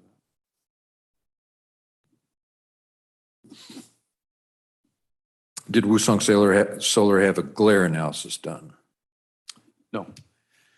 The Lee County ordinance is written different than a lot you may have encountered. So the next question's a little tough. How is Wusong Solar LLC carrying the burden to prove that any glare produced does not have a significant adverse impact on neighboring or adjacent uses? Can you read that to me? Sure. How is Wusong Solar LLC carrying the burden to prove that any glare produced does not have significant adverse impact on neighboring or adjacent uses? We don't have any guarantees of that.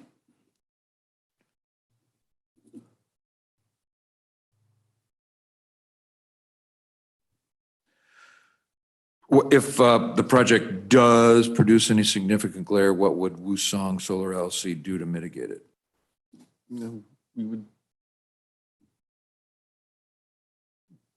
I'm sorry. I'm not sure what, we haven't had any, so I'm not sure what that is. I'm not sure how it would resolve that.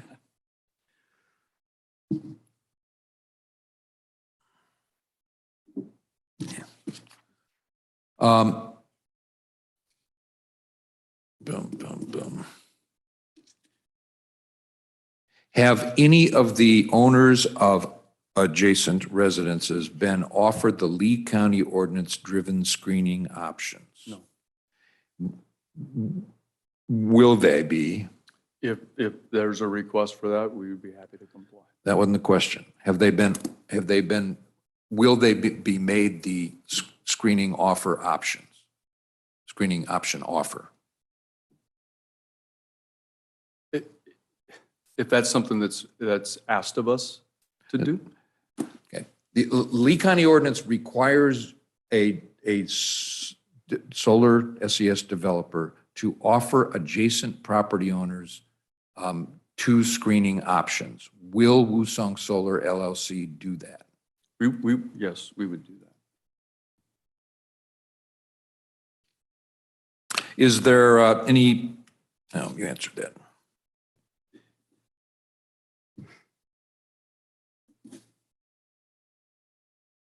The outdoor storage plan for during the construction phase was one trailer and I think you said two containers. Yeah, there's typically 2 containers.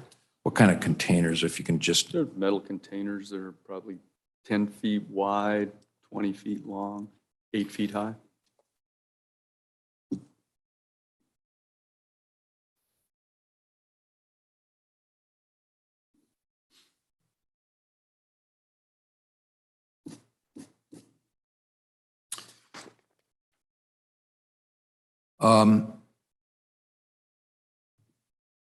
how would Wusong Solar clean the solar panels?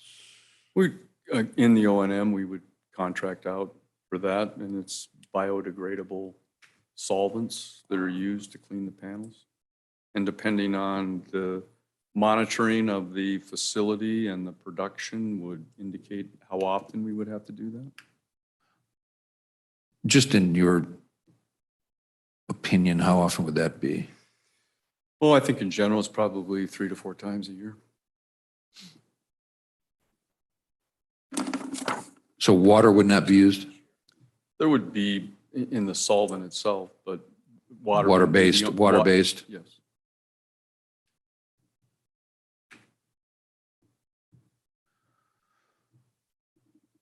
And if you know how much of that solvent would be used each cleaning?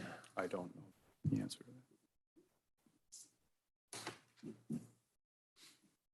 Would there be any solid waste created by the construction or operation of this proposed project? No.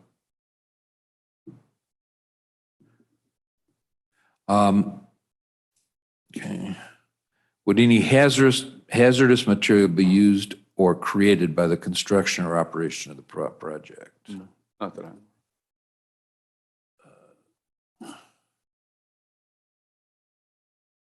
How about toxic or noxious material? Would that be created by the project? No.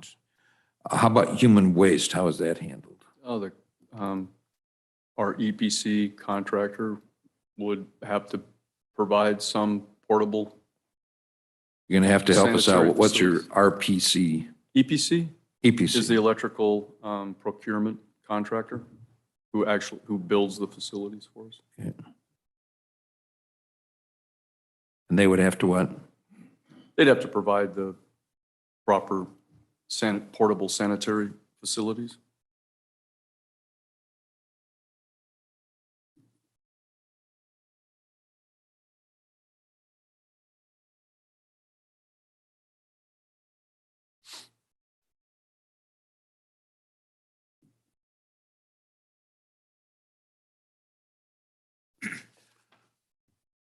Okay, you indicated you quoted a Lisa score of I think you said 120, 220, I believe. 220.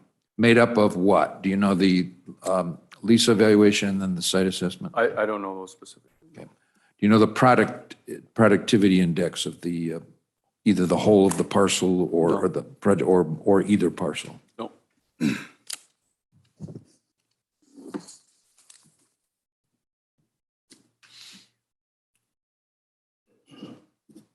Would the pile driving create any vibrations?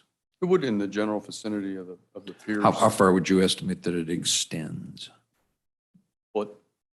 6 inches? I'm having trouble hearing. Could you speak up or speak into the mic, please?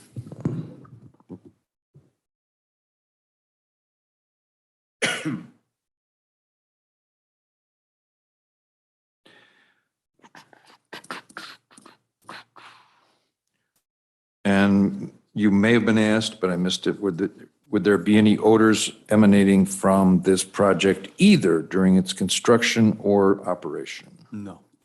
And on what do you base that conclusion? Just, there's not anything that we would be generating significantly that would create an odor.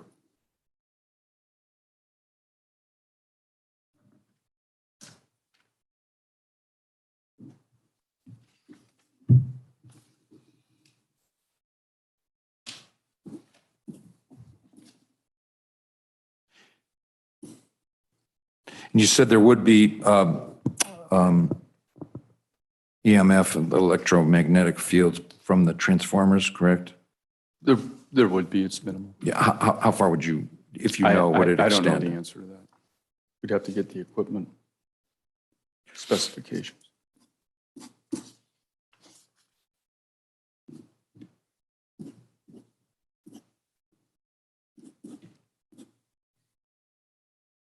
Are there any permanent structures presently existing on the proposed project site? No, not that I'm aware of. And there would be no permanent structures planned for the project site, is that correct? Correct. And you did not have a real estate property value study done, is that correct? We did not.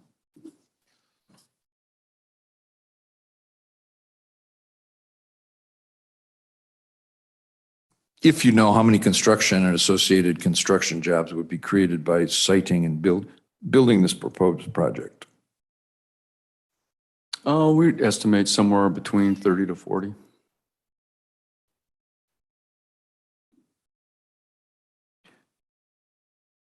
Would there, and maybe you answered this as well, but would there be any preference for local labor? No, I'd probably more be driven by availability of the labor in the local area. Workforce.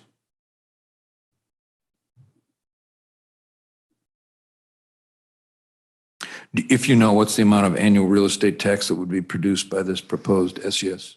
When it was set by the state in 2018, it was 218,000 per megawatt.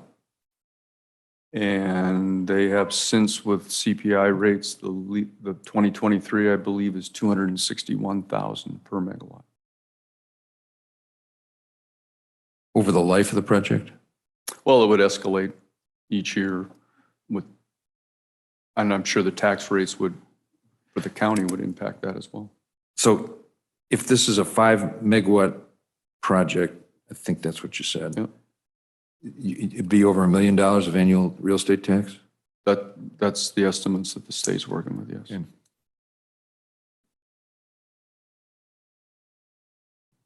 Okay. Would the proposed SES require any public utilities or services during its construction or operation? Public utility services? Yes, or public utilities or services, public services. Yeah, during the term of the agreement, we would, our interconnection.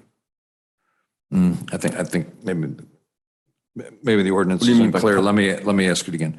Would this proposed SES require any public utilities or services during its construction or operation? Yeah, we would need the ability to be able to interconnect to the public utility. We would need. Other than those. that? Other than that, yeah. And other than that, any other? No.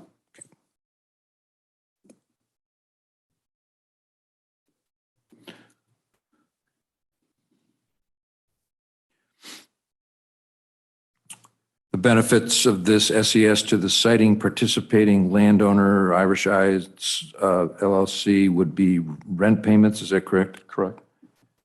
Any other benefit to him? No.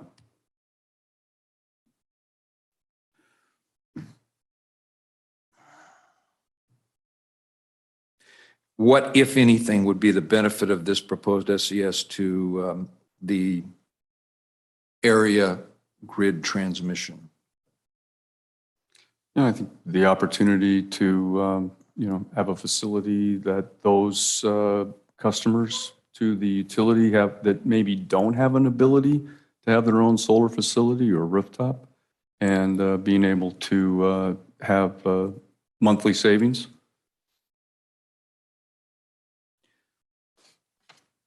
And you said about 1,000 homes would be? Approximately. Okay. Would Woosung Solar LLC provide any direct financial benefit to local communities? No, other than the jobs. Yeah. Okay. All right, that's all I have. Thank you. You may step down. And do you have any other witnesses? See, I asked interested parties. I did that. Any other witnesses from Woosung Solar LLC? Okay. Gentlemen, you want to keep going? I see one nod. What stuff you think? Let's keep going. Okay. All right. Still nobody on Zoom? I got to make sure. Okay. Interested parties want to present any evidence? We have nobody on Zoom, so I'm looking at you two guys. Okay. Well, that concludes the evidence. The next step is public comments, closing arguments. So, Mr. Simonton, I guess, any speeches you want to give? Well, I can tell I'm probably the last person between everybody being able to go home here, so I'll keep it brief. But we think this is an excellent project.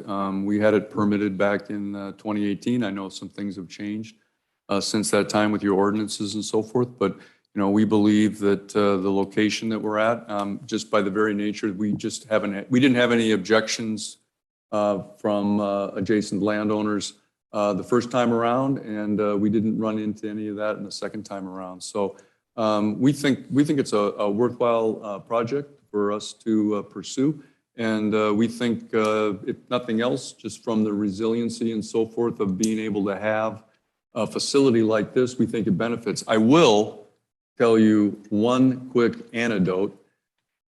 I was responsible for bringing up the wireless network in Minnesota. And we started that in the late 1980s. And we did that, or I did that for about 12 years. And when I was up in Chisago in 2015, meeting with the county administrator, he was asking me about my background and so forth. And I said, I told him that I was in the wireless industry, and I was talking about some of the challenges we went through for permitting and putting up towers. And one of the things that he said to me is that, well, he said, you'd be interested to know that there's a township called Fish Lake Township that just last year wrote a letter to the Minnesota Department of Commerce demanding that a wireless provider come and put some reception and tower in that community. And that took about 20 years to do that. But it wouldn't surprise me at some point, and again, I'm not trying to predict the future here, but it wouldn't surprise me at some point that having these facilities in your community and having a legacy for that and making some of those decisions today are going to be looked on later on as that was a really smart thing to do. And the other thing that I would add is what we're doing here is we're out trying to decentralize the production of electricity that has never been done before. And it's going to be a big job because what we're doing is the production side of it.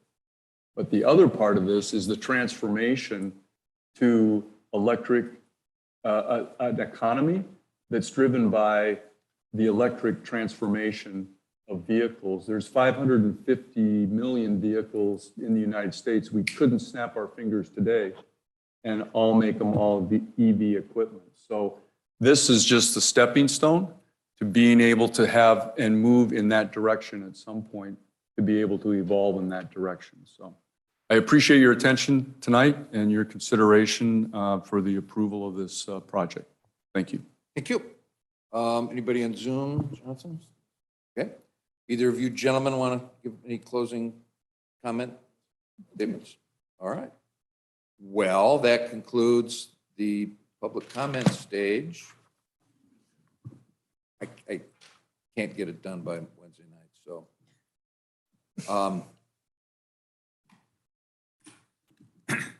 June 12th. It's just got to be. Everybody's still available June 12th. That's a week from today, Monday, starting 7 o'clock. Ms. Huss? Right. Mr. Meyer? Well, let me put it this way. Any no's? Okay. June 12th, right? June 12th, week from tonight, 7 o'clock. Be here, be square. Please say. Thanks all.